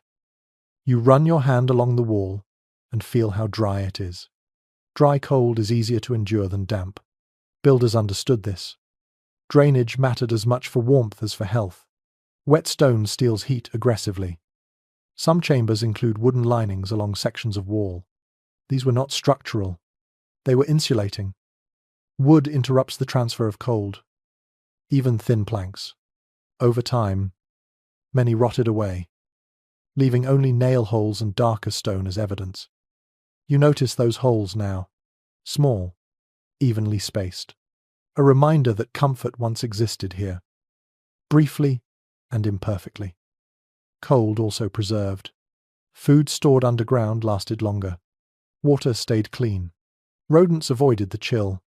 In some cases, underground chambers doubled as winter storage. Their cold extending usefulness rather than limiting it. You think about how medieval people experienced cold differently than modern ones. They expected it, endured it daily. Their clothing, diets, and routines adapted accordingly. Underground cold was not shocking. It was familiar. Still, it demanded respect. You imagine someone falling asleep here despite the chill. Exhaustion overriding discomfort. Sleep underground was light, fragmented. The cold kept the body alert even in rest. This space feels like that. A place that allows survival but resists comfort. You step forward and feel the temperature remain unchanged. Underground does not care about time passing. It holds its climate steadily, patiently, as if reminding you that the earth moves on its own schedule. As you move on, you understand that cold was not a flaw of underground chambers. It was part of their design, a quiet force that encouraged brevity, cooperation, and discipline. In medieval castles, warmth belonged to hearths and halls. Cold belonged to places of waiting. And down here, in this steady chill, people learned how long they could endure when survival asked for stillness rather than fire. You continue onward, and the passage takes on a practical feeling again. Not emotional, not symbolic, just necessary. This is where survival becomes unromantic. Underground. People still had bodies. Bodies needed food. Bodies produced waste. No amount of secrecy or stone could change that. You step into a narrow chamber where the floor dips slightly toward one corner. The air smells faintly different here. Sharper. Carrying a trace of old organic matter that stone never fully forgets. This space was not meant to impress. It was meant to function quietly. Food taken underground had to last. Fresh bread spoiled quickly in enclosed spaces. Meat attracted pests, so what came down here was chosen carefully. Hardened bread, dried legumes, salted meat if available, foods that required little preparation and produced little waste. Evidence from several castle sites suggests that underground refuges often stored food separately from valuables. Smell mattered. Rot mattered. One spoiled item could contaminate an entire chamber. Separation reduced risk. You imagine a small clay jar sealed tightly, opened only when necessary. Each opening would be measured, rations counted silently, hunger managed rather than satisfied. Water was even more critical. Wells were rarely dug this deep due to contamination risk. So water had to be brought in. Ceramic vessels were favoured because they kept water cool and did not leach taste. Some underground chambers show shallow niches sized precisely for such containers. You pause and imagine the weight of responsibility carried by whoever controlled these supplies. One mistake could turn refuge into suffering. Waste presented the most uncomfortable challenge. Underground chambers could not rely on convenience. Solutions had to be discreet, contained, and temporary. Simple pits lined with stone, covered containers emptied only when safe, drainage channels angled away from living areas. This part of survival rarely appears in romantic accounts. But it shaped how long people could remain hidden. Cleanliness mattered not for comfort, but for health. Illness underground spread quickly. You notice how the stone here is darker near the floor. Repeated cleaning. Lime used to sanitize surfaces. Medieval people did not understand bacteria, but they understood smell, decay, and consequence. Some underground chambers include small side passages that lead nowhere obvious. These may have served as waste routes, sealed after use. Once again, secrecy relied on removal rather than elimination. You imagine the discipline required to manage all this in silence. No rushing, no frustration allowed. Every action measured against its sound and smell. There is disagreement among historians about how long people could realistically survive underground using these systems. Some argue only hours. Others point to evidence of stays lasting several days. The difference likely depended on preparation and luck. You think about preparation now. Underground chambers rewarded foresight. Those stocked in advance offered choices. Those entered in haste demanded endurance. A curious detail appears in some sites where underground chambers include remnants of herbs stored in small bundles. Mint, rosemary, thyme. These were not food. They were odor control. Hung near waste containers, crushed underfoot to mask smell. Such small adaptations reveal a practical intelligence shaped by necessity rather than theory. You imagine a person sitting quietly, chewing slowly, aware that every bite reduces future options. Hunger sharpens listening. Thirst sharpens patience. Underground survival trained the mind as much as the body. You feel how this chamber does not invite lingering. It feels temporary by design, a place to manage needs and then move on. Some later writers struggled to accept that medieval castles planned for such realities.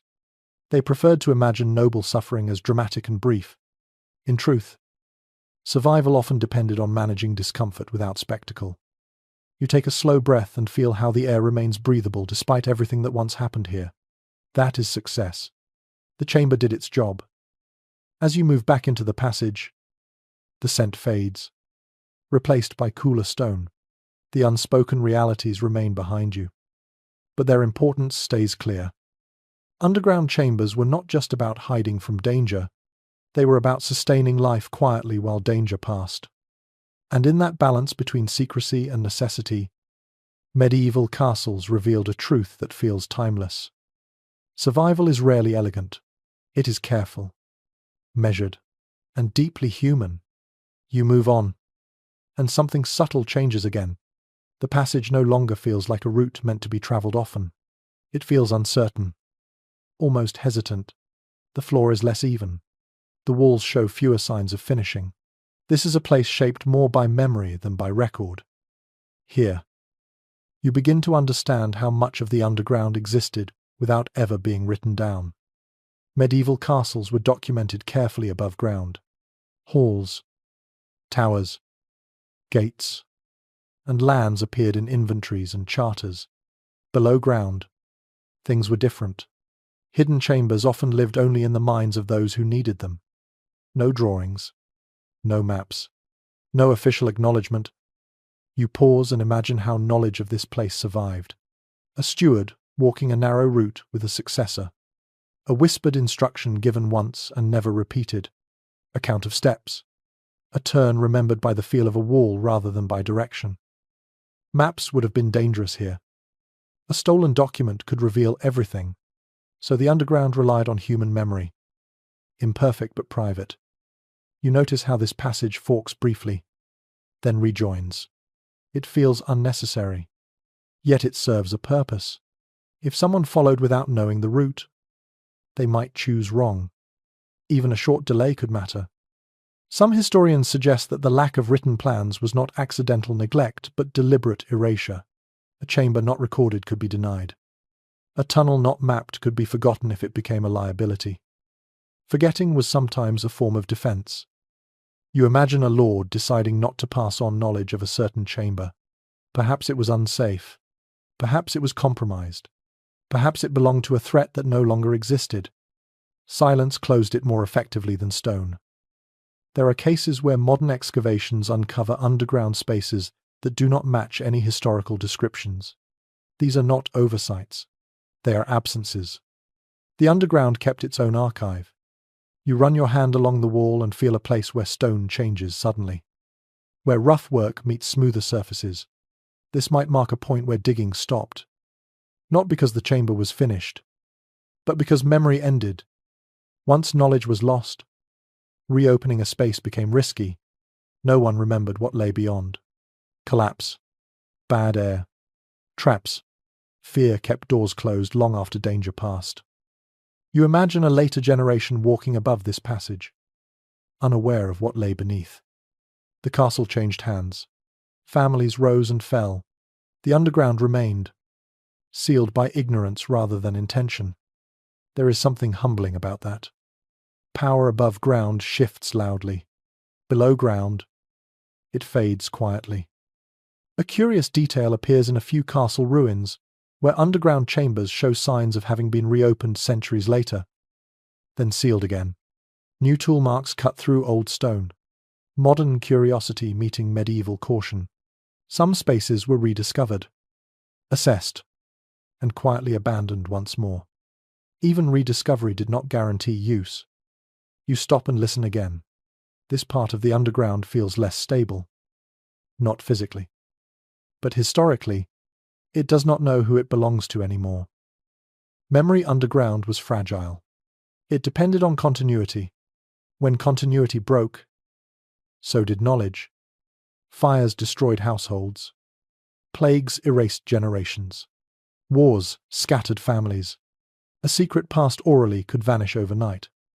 Some scholars question whether castles truly relied so heavily on memory for such important spaces, but the evidence suggests they did. Written records were vulnerable too. Ink burned. Parchment rotted. Memory, for all its flaws, could adapt. You think about the trust involved. Teaching someone a route like this meant trusting them not to share it, not to forget it, not to misuse it. That trust could not be enforced by walls. You imagine a child being led here once, then never again. Years later, the memory remains faint but intact, enough to guide, enough to protect. This passage feels like that, something meant to be remembered, not studied. You step carefully, aware that even now, the underground resists full understanding. It was never designed to be complete. It was designed to be sufficient. Some later historians struggle with that ambiguity. They want clear plans, clear purposes. The underground offers neither. It offers fragments. You feel that fragmentation now. A chamber that once mattered deeply, now reduced to stone and silence. Its purpose dissolved, but its presence remains. As you move on, you realize that secrecy did not end when these chambers were sealed. It continued through forgetting, through absence from maps, through silence in records. The underground survived not because it was remembered, but because it was not. And in that quiet persistence, medieval castles left behind something more enduring than stone. They left behind spaces that resisted explanation. You continue slowly, the passage curving gently, and notice a change in the stone. It is worn unevenly, suggesting footsteps that were careful, deliberate, and repeated. Here, the underground begins to feel personal, almost intimate. This is the territory of those who built it, maintained it, and occasionally entered it with heavy purpose. You pause to consider the workers who knew these spaces, builders, masons, and labourers who carved tunnels in darkness. Their knowledge was essential, yet it was dangerous to hold. A misstep could cause collapse. A loose stone could reveal secrets. They had to work with precision and discretion, balancing the risk of exposure against the necessity of progress. Historical records indicate that many laborers were selected specifically for their trustworthiness. Sometimes entire teams were sworn to secrecy, often under oath or penalty. Their expertise combined with discretion created a human lock on these underground chambers. One person's knowledge could compromise a passage. One mistake could make generations of planning irrelevant. Some chambers show evidence that they were never completed or fully used, suggesting caution sometimes outweighed ambition. Workers may have abandoned partially dug spaces if they judged them unsafe or feared discovery. Others continued with painstaking care, carving walls and ceilings slowly to avoid structural failure. The variation in construction across castles indicates that medieval people weighed risk continuously, accepting only what they deemed feasible. You run your hand along the wall, feeling the grooves left by chisels and picks. Each mark tells a story of patient labor, of people navigating darkness with determination. There is a rhythm to it. Not speed, not showmanship. Rhythm. Stone remembers it even centuries later. It is easy to assume that medieval underground construction relied entirely on brute strength. Archaeological evidence suggests otherwise. Small teams often accomplished what seems impossible by modern standards through careful measurement, incremental progress, and coordination. Stone was persuaded rather than shattered. Spaces were sculpted, not blasted. The logistics of this work were complex. Removing spoil from deep chambers required ingenuity, carrying stone and earth quietly through tunnels, sometimes over long distances, demanded planning. Workers developed methods to transport materials efficiently while maintaining discretion, using wheelbarrows, baskets, or simple dragging techniques. Some spoil was dispersed into gardens, while other waste was hidden in rivers or hollowed banks. These choices reveal an understanding of how perception influenced safety. The act of hiding the process was as important as the product itself. A remarkable feature in many sites is the precise alignment of tunnels with the surface above. Some corridors run directly beneath hallways or staircases, offering efficient access without exposing workers to observation. Others twist unpredictably, preventing any intruder from following. Medieval architects combined geometry, intuition, and risk assessment in ways that feel surprisingly sophisticated. You imagine a mason leading a helper through the passage in dim light, the younger worker learning each step, each turn, each hidden detail. Mistakes here could be fatal, yet they were expected to memorize everything. Skill and memory intertwined to safeguard both the chamber and its future occupants. There is also evidence that some chambers were reinforced with additional stonework in areas under heavier load. Ceilings were arched or supported with wooden beams, ensuring stability over time. Builders understood how weight and pressure could shift unpredictably, and they adjusted accordingly. The architecture is both pragmatic and adaptive, responding to natural conditions as well as anticipated human use. You notice small, shallow niches carved into the walls. These were not decorative but functional, designed to hold lamps, tools, or small items needed temporarily underground. Even the smallest choices mattered when the chamber was used in secret. Every nook and crevice served purpose. Nothing was wasted, nothing trivialized. Some scholars suggest that certain passages were intentionally confusing. Angles changed subtly. Floors rose or fell unexpectedly. A casual intruder would become disoriented quickly. Survival below ground was not only about protection but about control over movement. Every bend, every slope, every variation in height could delay or deter those who should not enter. You imagine the tension of working in such spaces. Dark, enclosed, and constantly aware of potential collapse or discovery. Masons had to balance speed with caution, curiosity with obedience. Fatigue could lead to mistakes. The consequences were severe. Their knowledge was valuable and dangerous. One wrong instruction, one slip of memory, could compromise the integrity of the entire system. Yet, despite these challenges, the chambers endured. Stone-held, designs proved robust.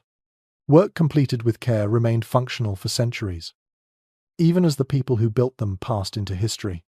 Modern archaeologists are still uncovering evidence of ingenuity and foresight that often goes unrecognized in the shadow of castle towers and grand halls. You step forward and feel the air grow slightly cooler. Subtle differences in temperature often signaled the approach to another chamber or junction.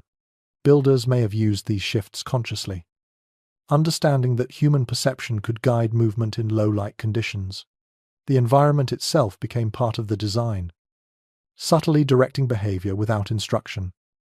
There is debate among historians about whether all of these underground spaces were primarily defensive, storage-oriented, or designed for a combination of purposes. Evidence suggests the answer varies. Some chambers were clearly defensive refuges, others simple storage, and still others served more complex or symbolic roles. The overlapping functionality makes interpretation challenging, but also highlights the versatility of underground design. You stop and take a deep breath. The passage feels alive with intention. The stone, shaped by hands long gone, communicates through texture, rhythm, and placement. Every wall, every floor, every carved nook speaks of deliberate choices, patience, and expertise. In this quiet moment, you understand that the survival of these chambers depended as much on human knowledge and behavior as on architecture. Builders created space, yes, but they also created memory. They embedded instructions into walls, floors, and turns, relying on those who would follow to interpret and maintain them. This combination of skill, secrecy, and foresight ensured that underground chambers fulfilled their purpose for generations. As you move forward, the passage begins to open into a wider area, signaling that the next space will reveal yet another aspect of the castle's hidden depths. You sense the continuity of design, the thoughtfulness in every choice, and the care taken to ensure that the underground network could serve the castle, protect its people, and preserve its secrets. You step into a larger chamber, and immediately you sense absence. This room feels different from the others. It has been abandoned intentionally, its purpose unfulfilled or forgotten. The air is cooler, still, carrying only the faint trace of centuries-old stone and dust. There is no warmth here, no scent of occupation, just the quiet weight of space left to settle. Many underground chambers in medieval castles ended this way. Some were sealed before they could be used. Others fell into disuse after political turmoil, death, or changing priorities. Collapse, neglect, and deliberate closure contributed to a landscape of hidden spaces whose original functions were partially erased. These abandoned chambers tell a story not of success but of planning overtaken by circumstance. You notice how the walls bear subtle irregularities. Stonework that does not match surrounding passages, ceilings slightly lower than intended, floors uneven. Perhaps the chamber was left incomplete due to fear of instability. Or perhaps resources ran out. The unfinished quality is a reminder that even deliberate design was vulnerable to chance.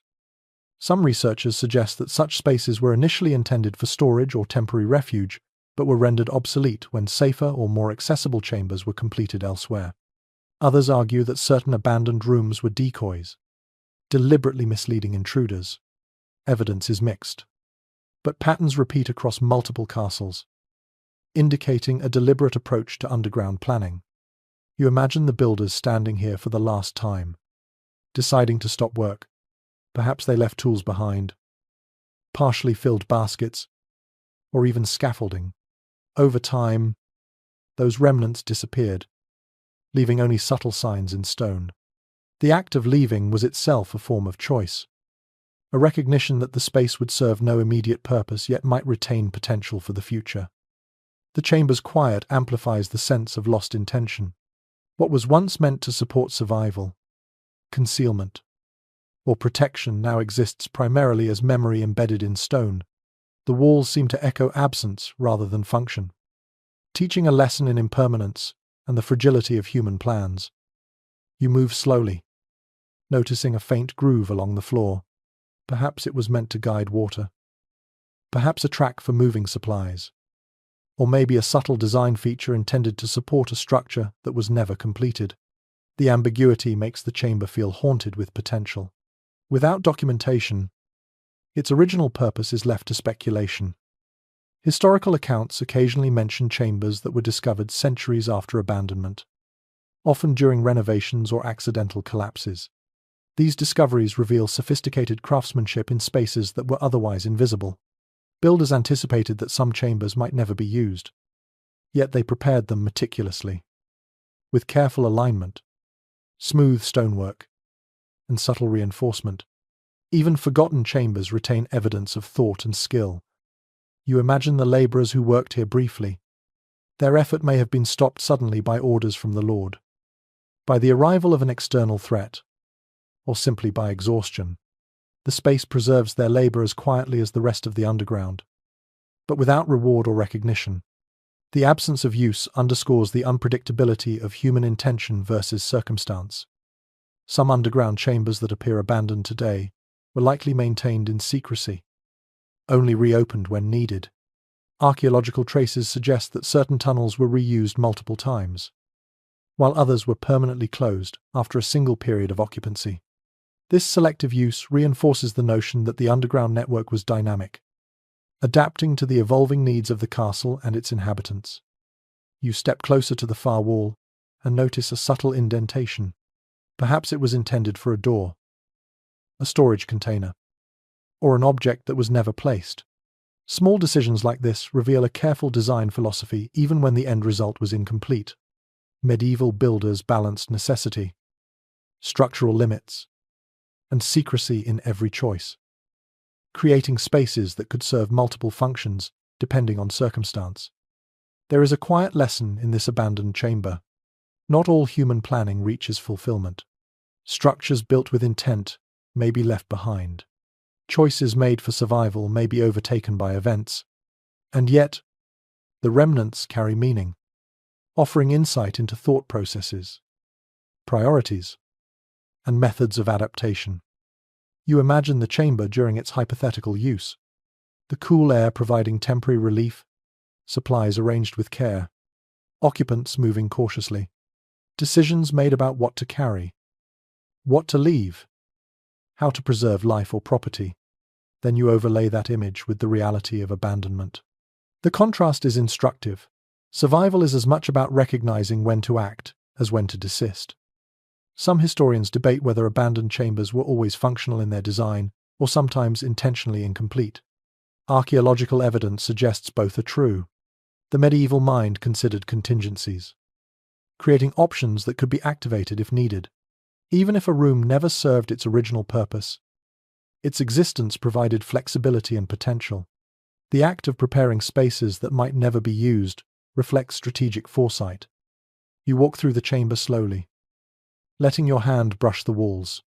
Every groove, every surface, every uneven joint carries information about construction techniques, priorities, and human adaptation.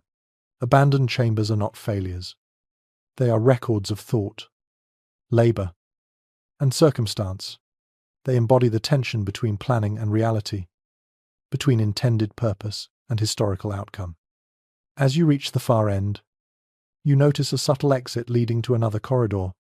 The path ahead is narrower, more deliberate. Abandonment here does not signify finality. It is a pause, a transition, a reminder that underground networks were layered with intention. Some realized, some deferred, some lost to time. You take a slow breath, letting the quiet of the chamber settle around you. The air remains cool, the stone firm, the echoes soft. Even in absence, the space teaches patience, observation, and respect for the labor and foresight of those who built it. Not every chamber fulfills its function, but every chamber communicates its purpose, its possibility, and its presence in the shadowed architecture of survival. In this space, you understand that medieval underground chambers were not just practical, They were dynamic, responsive, and adaptable. Some fulfilled their intended roles.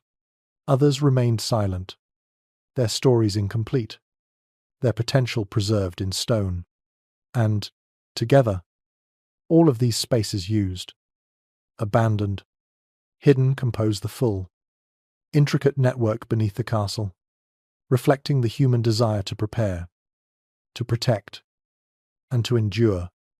You continue along the corridor and notice how the stone begins to feel uneven again, not because of collapse, but because of subtle shifts that hint at age, movement, or perhaps hasty construction. This part of the underground network feels almost experimental, as if the builders were testing ideas, learning how far they could push design while maintaining secrecy and stability. Some corridors end abruptly, walls closing off without obvious purpose.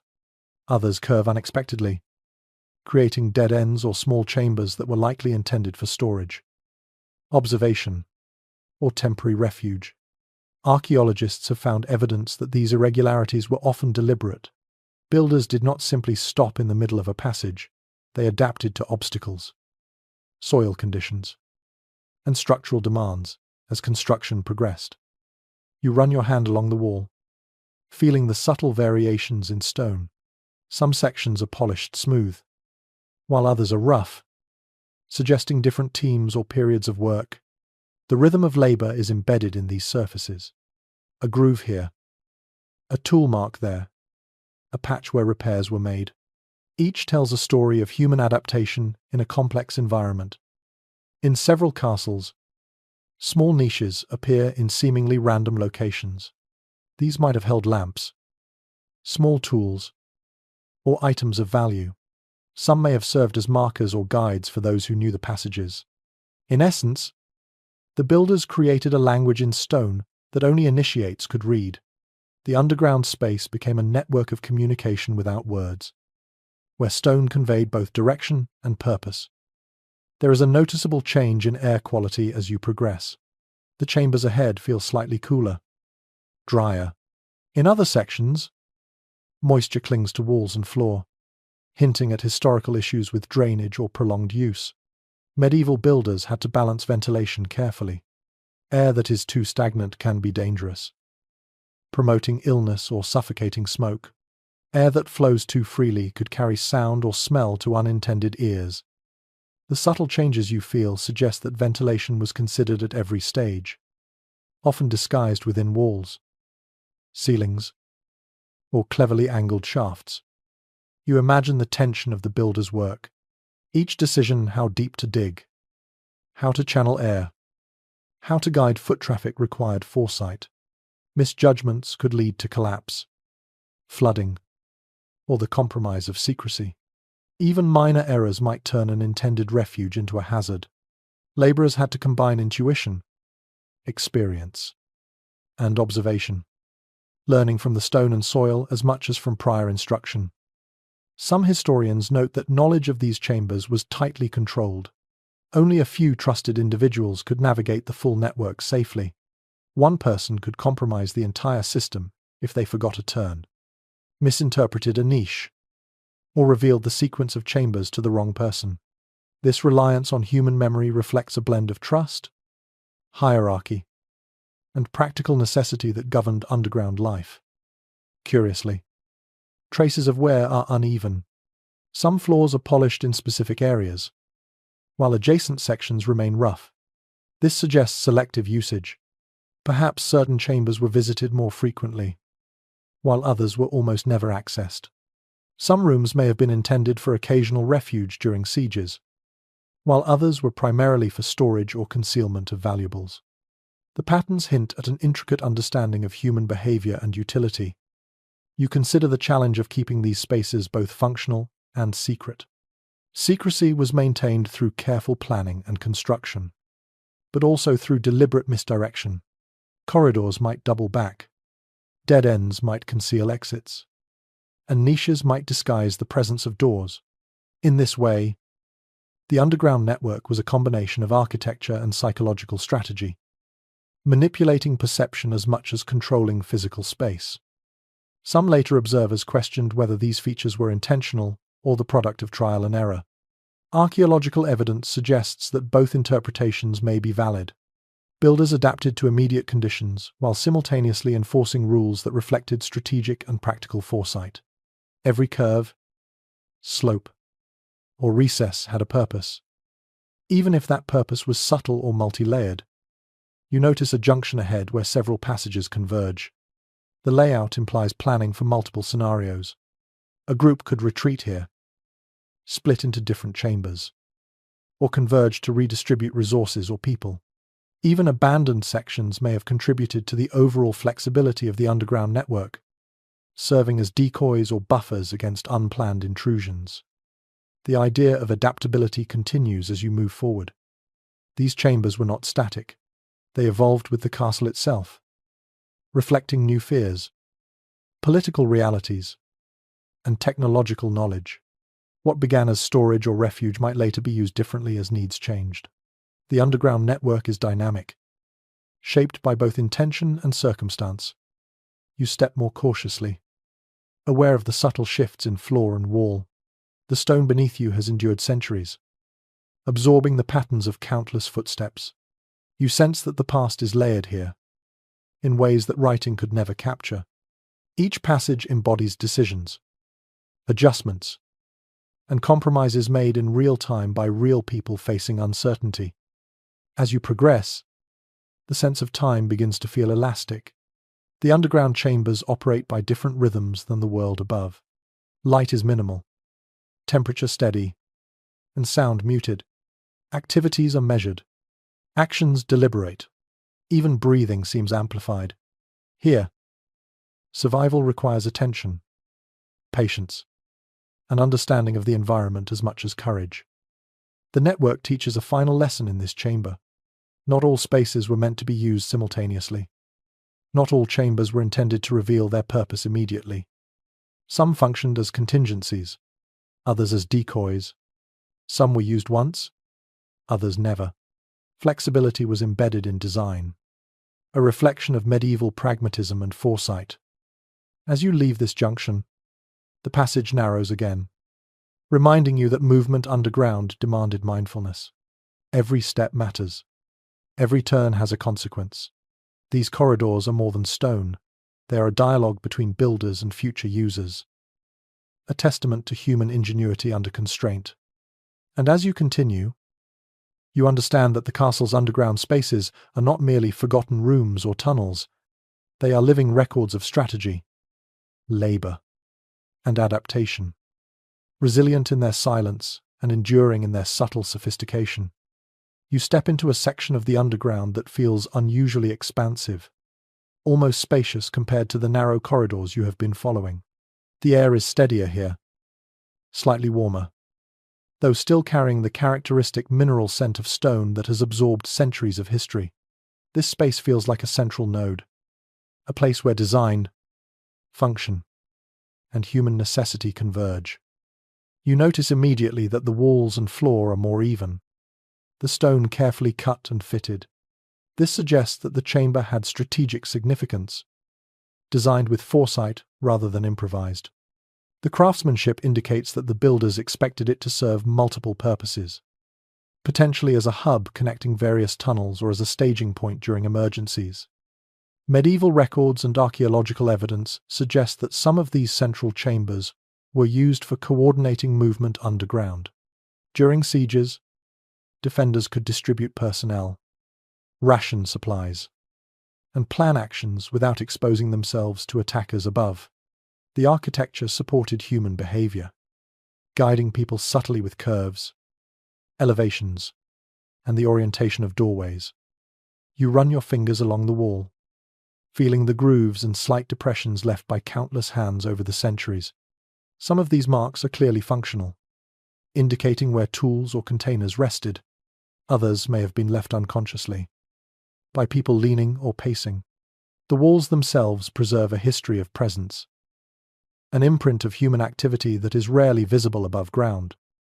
A curious detail appears in some chambers of this type, small alcoves or niches in the walls that seem too shallow for storage and too discreet for decorative purposes.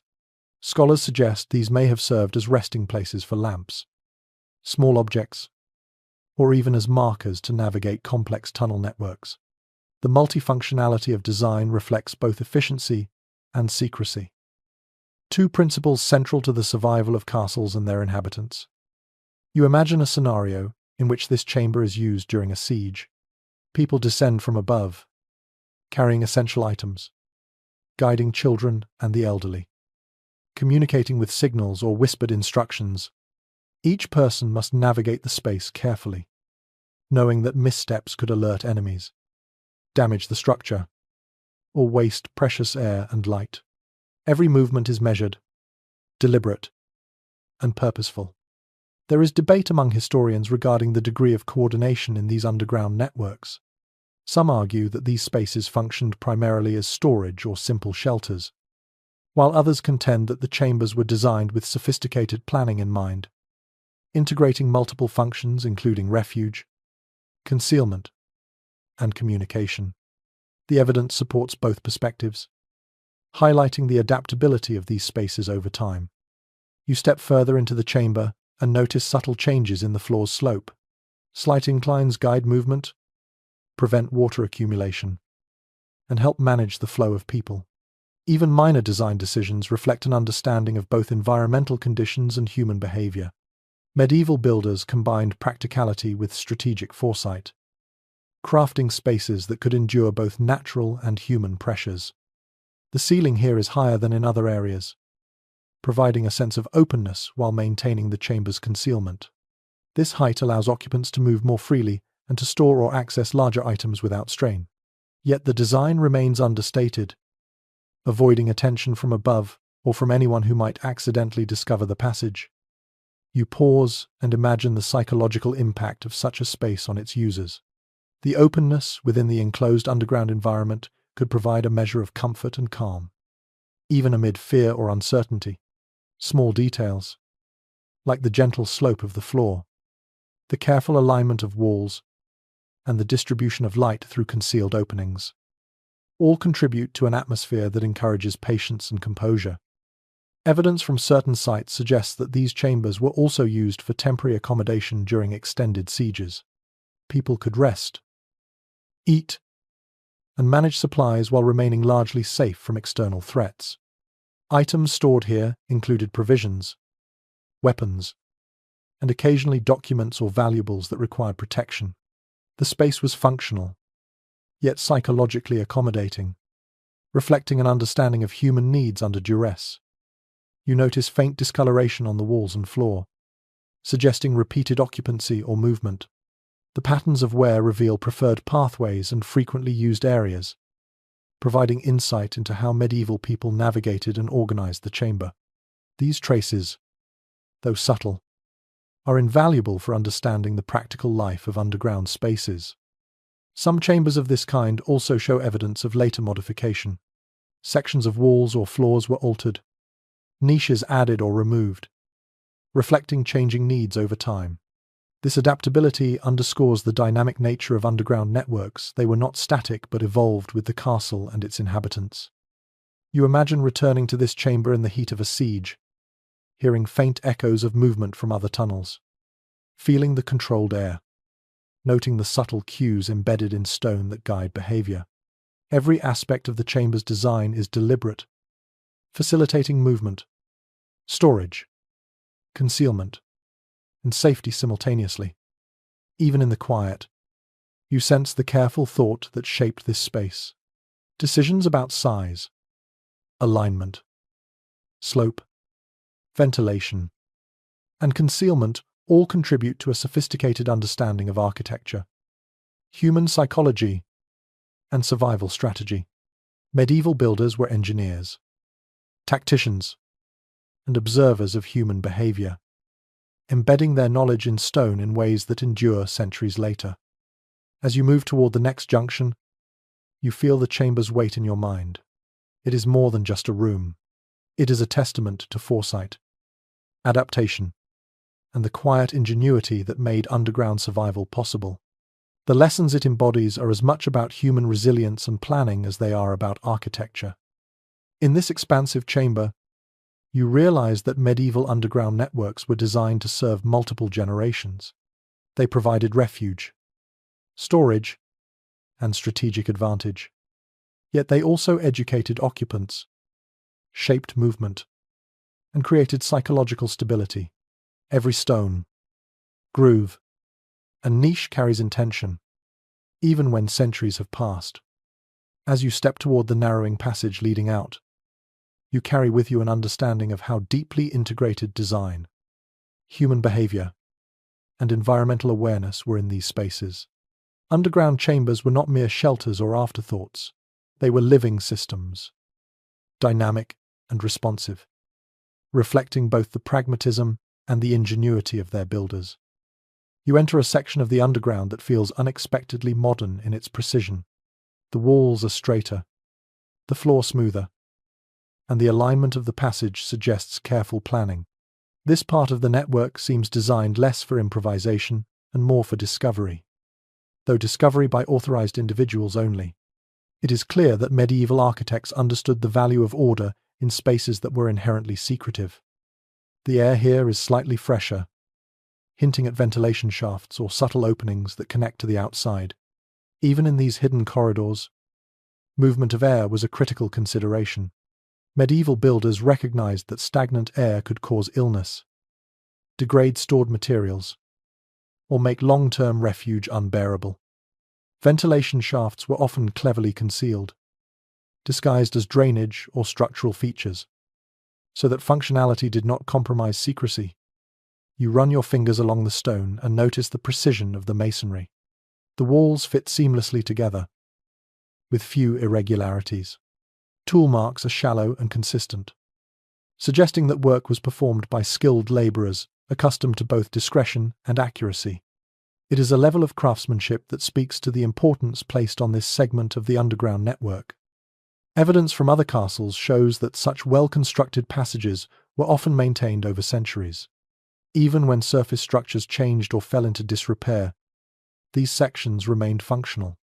The durability of stonework, combined with thoughtful design, allowed underground networks to continue serving practical purposes long after their initial construction. You notice that the passage curves slightly, a gentle bend that seems unnecessary at first. This curvature is likely intentional, designed to reduce direct sightlines or to slow movement in a way that could be advantageous in case of intrusion. Medieval architects understood that subtle changes in geometry could manipulate behavior, guiding people through space without overt instruction. Some historians suggest that these precise passages served as access points for essential functions rather than for emergency refuge. They could connect storage rooms, water sources, or supply chambers to multiple areas of the castle without drawing attention. The routes allowed trusted individuals to move quietly and efficiently, preserving both safety and operational continuity. You pause and consider how these passages were learned and remembered. Unlike written records that could be stolen or destroyed, underground knowledge often relied on memory and repeated practice. Successive generations of castle staff would be guided through these corridors, gradually learning the sequence of turns, the location of niches, and the subtle cues embedded in stone. Knowledge transfer was deliberate and controlled, ensuring that critical pathways remain known only to a select few. There is a small alcove to the side, slightly recessed from the main path. Its purpose is not immediately clear. Perhaps it once held supplies, a lamp, or a protective object. Archaeologists have found similar features in multiple sites, leading them to conclude that minor variations in design were purposeful, offering flexibility while maintaining overall uniformity. The combination of standard construction and adaptable niches allowed builders to respond to different needs without compromising the integrity or secrecy of the network. As you move forward, the corridor begins to descend gently. You feel the air cool and the space tighten slightly. Though the quality of construction remains high, this suggests a controlled transition between chambers, maintaining both usability and discretion. Medieval builders were attentive to human experience, anticipating how movement, comfort, and perception would interact with the physical environment. Some chambers connected to this corridor reveal traces of long-term use-worn floors, smoothed edges on stone steps, faint discoloration where hands rested repeatedly. These subtle signs indicate that the space was not purely theoretical. People moved through it, relied upon it, and left faint traces that survive centuries later. You imagine a lord or steward walking these corridors in the quiet hours, checking supplies or confirming that hidden routes remained intact, even without external threat. Routine inspections would reinforce familiarity with the network and prevent accidents. Attention to maintenance was as important as initial construction, ensuring that the underground remained functional under changing conditions. There is evidence in some sites of intentional markings, small incisions or notches in stone, likely serving as orientation cues. They are subtle enough to escape casual notice but effective for those who knew their significance. These markers highlight the sophistication of planning. The underground network combined physical construction with mnemonic design, relying on both material and human memory to function effectively. You pause to reflect on how these corridors balance secrecy and usability. They are hidden from view, yet carefully designed to support repeated and controlled movement. Their construction reflects an understanding of both material limitations and human behavior, blending practicality with discretion in a way that is both impressive and enduring. Some scholars continue to debate whether such precise passages were common in all castles or concentrated in regions where the political or military environment demanded greater security. The evidence suggests variation. Some castles relied on simpler tunnels, while others developed extensive networks with multiple levels of access, demonstrating a high degree of adaptability. As you approach the end of this corridor, you notice a subtle shift in light and air. This signals a connection to another chamber, one likely used for important activities or storage. The transition is smooth, deliberate, and concealed, reflecting the careful attention medieval builders paid to experience and function. Even in spaces meant to be hidden, movement was managed thoughtfully. You step forward, feeling the continuity of the underground network and appreciating the integration of architecture, human behavior, and strategic design. This space, precise and well-maintained, exemplifies how medieval castles combined durability, secrecy, and adaptability to meet the complex demands of survival and control. You continue deeper into the network, the air growing cooler and slightly drier as you progress. The passage here feels narrower, tighter, yet purposeful, as though every inch has been shaped to serve multiple functions while maintaining secrecy. This is a space where practical necessity and strategic foresight converge, revealing the intelligence behind medieval underground construction. You notice immediately that the stonework is highly uniform. Each block fits seamlessly with its neighbors, minimizing gaps and potential weak points. Archaeological studies indicate that this level of precision was intended to strengthen the chamber against shifting soil, vibrations, and accidental damage. Even minor deviations could compromise structural integrity, so care and consistency were essential. As you move forward, you become aware of faint air currents. Medieval builders, though lacking modern understanding of ventilation, clearly understood the importance of airflow. The placement of narrow shafts and concealed openings suggests they observed natural movement of air and adapted accordingly, allowing fresh air to circulate without revealing the chamber's presence. This subtle attention to environmental detail ensured that occupants could survive for extended periods underground without suffocating or suffering the effects of stagnant air. Your hand brushes against a small recess carved into the wall. Its purpose is not immediately apparent. It could have held a lamp, a small storage container, or even a symbolic item meant to reassure those waiting below. Similar niches appear throughout the underground network, often in locations that maximize concealment while remaining accessible to those familiar with the layout. The versatility of these features indicates careful planning and an understanding of human behavior. You consider the human dimension of this design. Underground spaces required discipline and coordination. People moving through narrow passages had to do so quietly, deliberately, and with awareness of each other's presence. Any misstep could alert enemies or cause accidents. Even in the absence of immediate threat, the architecture enforced caution and attention. Subtle cues in the stone, floor, and walls guided movement, teaching occupants how to navigate the environment safely. There is evidence that some corridors were used more frequently than others, suggested by polished areas on the floor and worn edges along the walls. These high-traffic routes likely connected key chambers, allowing trusted personnel to move efficiently while maintaining secrecy.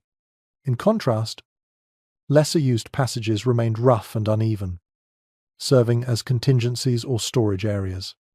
This differentiation reflects strategic thinking, balancing accessibility with concealment. You notice that the passage curves gently at intervals.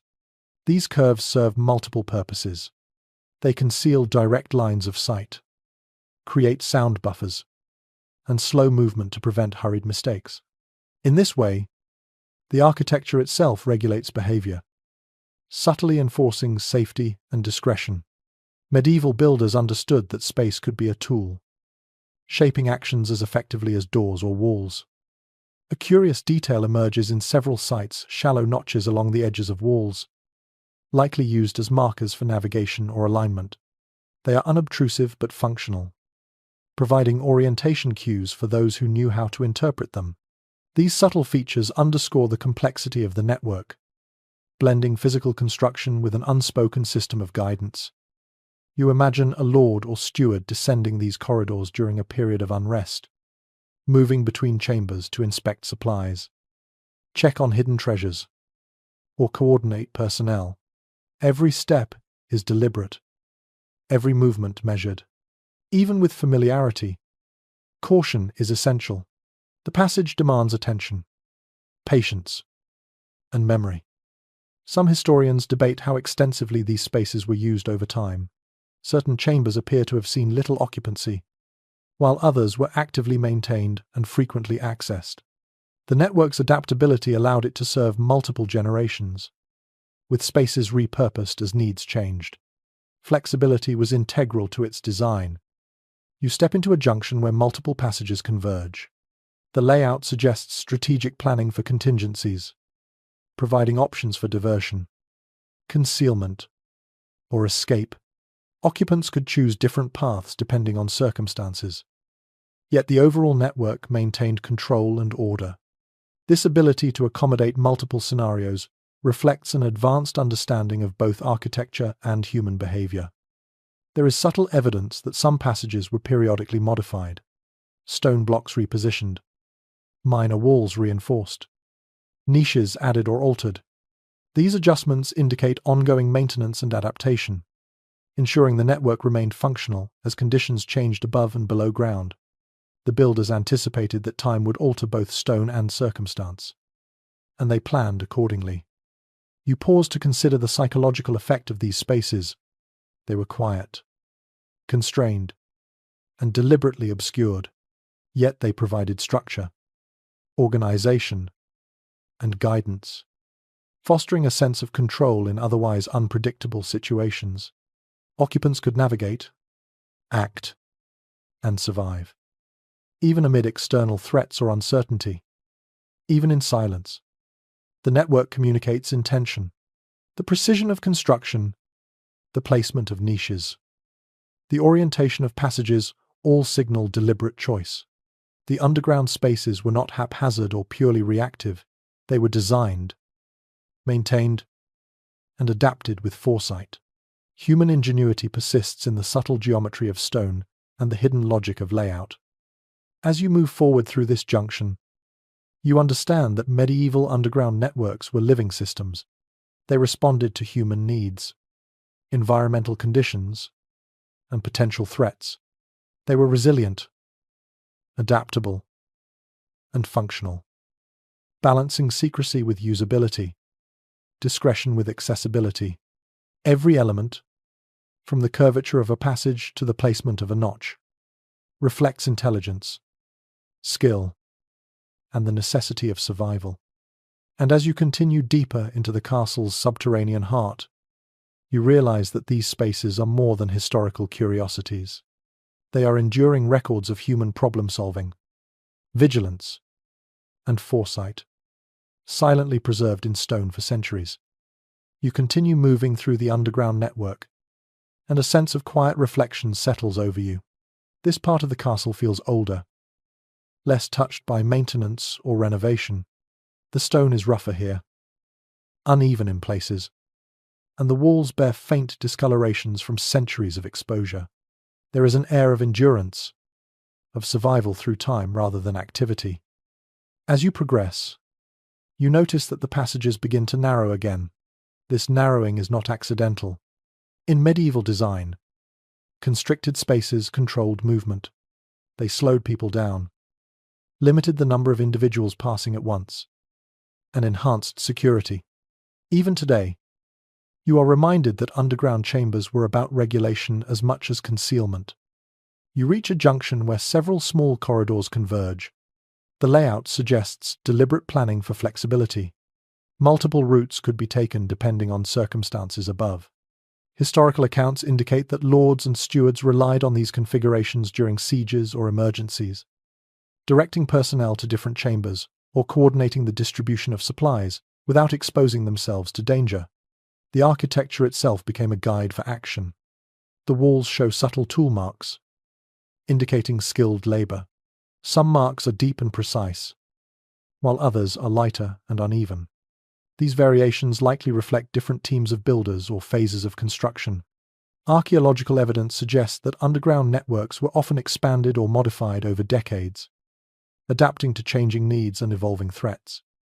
The laborers who carved these spaces had to combine technical skill with discretion, ensuring that the chambers remained functional while maintaining secrecy. Air circulation remains consistent, a sign of thoughtful ventilation. Narrow shafts connect to upper levels. Though their placement is nearly invisible, medieval builders understood, through observation and trial, that stagnant air could be dangerous. Subtle openings allowed fresh air to circulate without compromising concealment, a delicate balance between necessity and secrecy. Evidence shows that these ventilation shafts were carefully disguised, often integrated into wall structures or drainage features, highlighting the ingenuity of their design. You run your fingers along a section of the wall that bears a slight depression. It is faint, worn by repeated contact over centuries. These depressions may have served as markers, resting spots for tools, or guides for navigation. They are reminders that the underground was not only a physical space but also a system of knowledge, where subtle cues helped maintain order and functionality. Some passages display slight curves and angles that appear unnecessary at first glance. Yet, these features served multiple purposes. Curves could obscure direct sightlines, delay unauthorized entry, or improve acoustics. Angled turns could control movement, requiring attention and care from those navigating the chambers.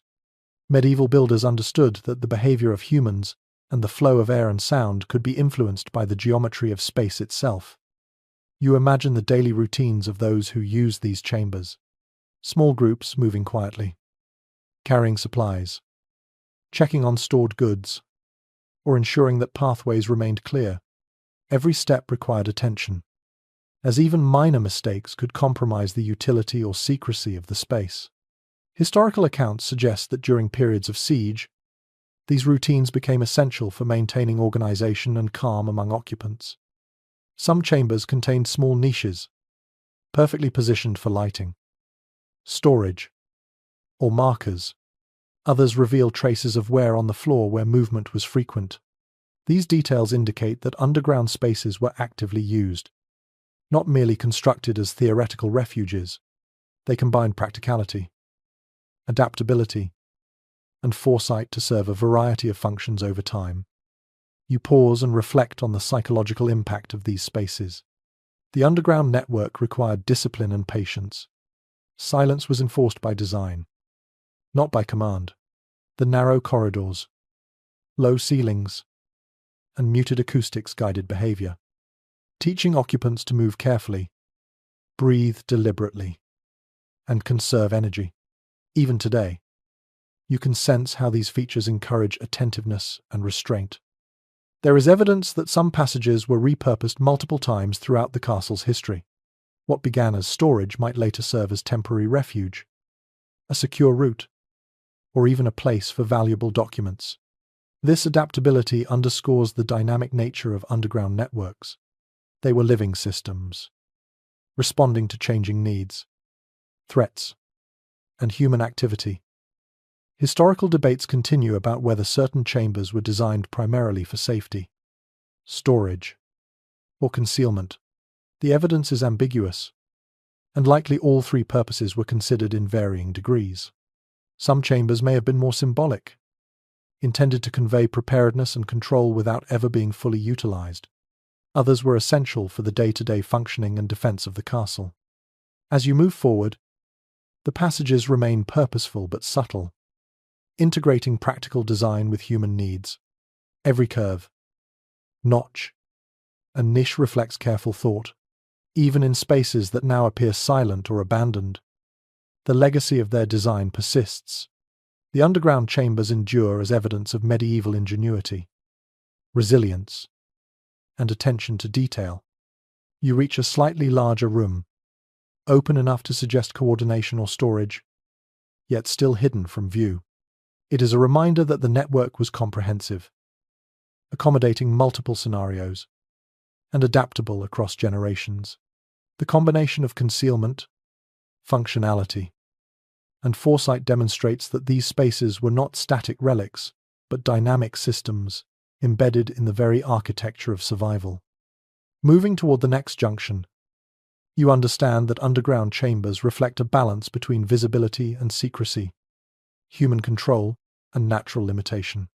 They are products of observation, planning, and experience. Their design is a testament to the medieval understanding of space, movement, and survival. You step into the final major chamber of this underground network, and immediately a sense of conclusion settles over the space.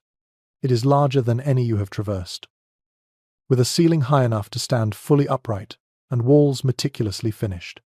The air feels slightly warmer here, hinting at subtle ventilation from hidden shafts that bring in fresh air. This chamber was clearly designed as a central hub, a place where critical functions converged. The floor is even, with faint wear marks indicating repeated foot traffic.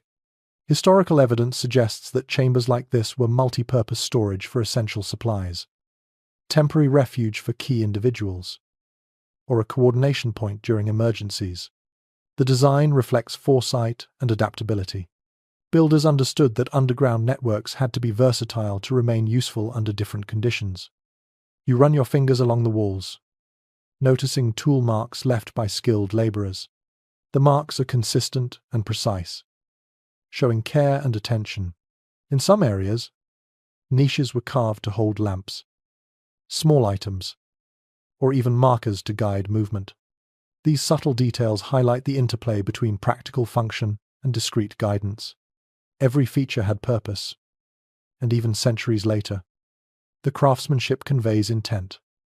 You pause to reflect on how people would have used this space. Families, servants, or soldiers might have descended into these chambers during sieges, fires, or other emergencies. The design ensured that movement was controlled, noise minimized, and resources accessible. Ventilation shafts maintained air quality, niches provided organization, and the architecture itself enforced careful behavior. Evidence from multiple castle sites suggests that knowledge of these spaces was tightly controlled. Only a few trusted individuals would know the full layout, while others might learn partial routes sufficient for their role. Memory, training, and observation were essential. The success of the underground network depended not only on construction, but also on human discipline and knowledge transfer. You notice subtle curves in the walls, strategic turns that serve multiple purposes. They break lines of sight, control movement, and reduce echoes. The passage design anticipates behavior, influencing how people navigate space without overt instruction. Medieval builders understood that the physical environment could guide action as effectively as orders. Some chambers of this type contain traces of long-term maintenance, stone blocks replaced, niches reinforced, floors smoothed. This suggests ongoing use and care. Even if a chamber was not frequently occupied, its presence had strategic value. Periodic inspections ensured that the network remained functional, ready to serve multiple generations. You imagine the psychological effect of occupying this chamber. Silence, darkness, and confinement might have been unsettling. Yet the design provides reassurance. Clear lines, predictable spaces, and subtle environmental cues fostered calm and order. Occupants could navigate with confidence, even under stress. A curious detail appears in certain areas, small marks or notches that likely served as orientation cues. They are subtle, visible only to those familiar with their meaning. These markers illustrate the integration of memory and design, allowing the underground network to function efficiently while remaining hidden. As you move toward the far side of the chamber, you notice slight discolorations in the stone. These traces reveal patterns of use, pathways most frequently traveled, and areas designated for temporary storage or congregation. Even abandoned chambers retain evidence of human interaction, preserving memory in stone. The chamber's scale and finish suggest that it was intended for critical functions. Supplies could be organized, people could gather, and communication could occur with minimal risk of exposure. The combination of concealment, accessibility, and adaptability demonstrates the sophistication of medieval underground planning. You take a moment to consider the broader network. This final chamber connects passages leading to storage rooms, escape routes, and smaller refuges. The design integrates multiple priorities: survival, discretion, strategic advantage, and human needs. Every chamber contributes to the overall functionality, creating a coherent, adaptable system. Historical accounts indicate that some underground networks evolved over decades. Adapting to changing threats and requirements, chambers initially designed for storage could later serve as temporary refuge or coordination spaces. This dynamic approach reflects an understanding that architecture must respond to circumstances, a principle evident in the careful craftsmanship and layout of the network. As you move through this chamber, you sense the balance between visibility and concealment. Every feature is intentional. Niches, curves, ventilation, and floor slopes combine to create a system that is functional, adaptable, and secure. The medieval builders designed not only with stone but with foresight, psychology, and environmental understanding. You pause one last time, taking in the quiet of the space. It embodies the principles that govern the underground network: flexibility, discretion, durability, and human-centered design. Every decision, from material selection to corridor curvature, reflects strategic thinking and attention to detail. And as you prepare to leave this central hub, you understand that the underground chambers of medieval castles were more than mere hiding places. They were dynamic systems, integrating architecture, human behavior, and environmental awareness to serve multiple generations. They preserved lives, possessions, and strategic advantage while remaining largely invisible to those above ground. In the stillness of this final chamber, you feel the full scope of medieval ingenuity. The network embodies foresight, patience, and adaptation. It survives in stone, air, and memory, teaching lessons about resourcefulness, human behavior, and resilience that endure long after the castles themselves have faded. You move slowly out of the final chamber, letting the cool, still air of the underground settle around you. The echoes of your footsteps fade into silence, as if the castle itself has exhaled after centuries of vigilance. The stone walls, worn smooth in places and rough in others, carry the memory of countless hands that carved, maintained, and navigated these hidden corridors. Every curve, niche, and junction speaks of human ingenuity, patience, and adaptation. You pause to reflect on the lessons held in these subterranean spaces, They are more than storage rooms or secret refuges. They are living systems, carefully calibrated to protect, sustain, and guide. Air flows subtly, guiding movement. Light penetrates only where necessary. Sound is muted. Yet patterns remain perceptible to those who know how to listen. Medieval builders understood not only stone and earth, but people, their needs, their fears, and their resilience. Each chamber, corridor, and hidden nook embodies a sophisticated balance of practicality, discretion, and foresight. In imagining life here, you feel the weight of survival in a world shaped by uncertainty. Children learned stillness, adults measured every action, and families navigated fear with patience. Hunger, cold, and confinement were challenges, yet the architecture worked with them, not against them. Underground chambers were both a sanctuary and a teacher, reinforcing careful movement, quiet reflection, and awareness of one's environment. Even the abandoned or incomplete spaces carry meaning. They remind us that not all plans are fully realized, yet every effort leaves a trace. Labor, intention, and anticipation are preserved in the stone, offering insight into centuries of thought and strategy. These chambers illustrate that preparation, flexibility, and understanding the limits of the material world were as vital as courage or strength above ground. As you walk toward the final exit, the air warms slightly. Sunlight filtering faintly from above, you feel the contrast between the underground world and the life waiting outside. Time in these chambers was measured differently, slower, more deliberate, and attentive. The experience teaches lessons in patience, mindfulness, and the quiet power of foresight. Leaving the underground, you carry with you the awareness that medieval castles were as much about what lay beneath as what stood above. The chambers, passages, and hidden refuges reflect a nuanced understanding of survival, human behavior, and environmental design. They were spaces of secrecy and strategy, of care and adaptation, enduring silently as testaments to ingenuity and resilience. Now, as you step into open air and let the sunlight wash over you, the lessons of the underground remain. Silence, patience, foresight, and subtlety shaped survival in ways that are easy to overlook but impossible to ignore. You carry the echo of stone, the guidance of carefully measured passages, and the memory of lives lived quietly beneath the surface. The underground chambers of medieval castles endure as symbols not only of secrecy and defense, but of the human capacity to adapt, plan, and protect.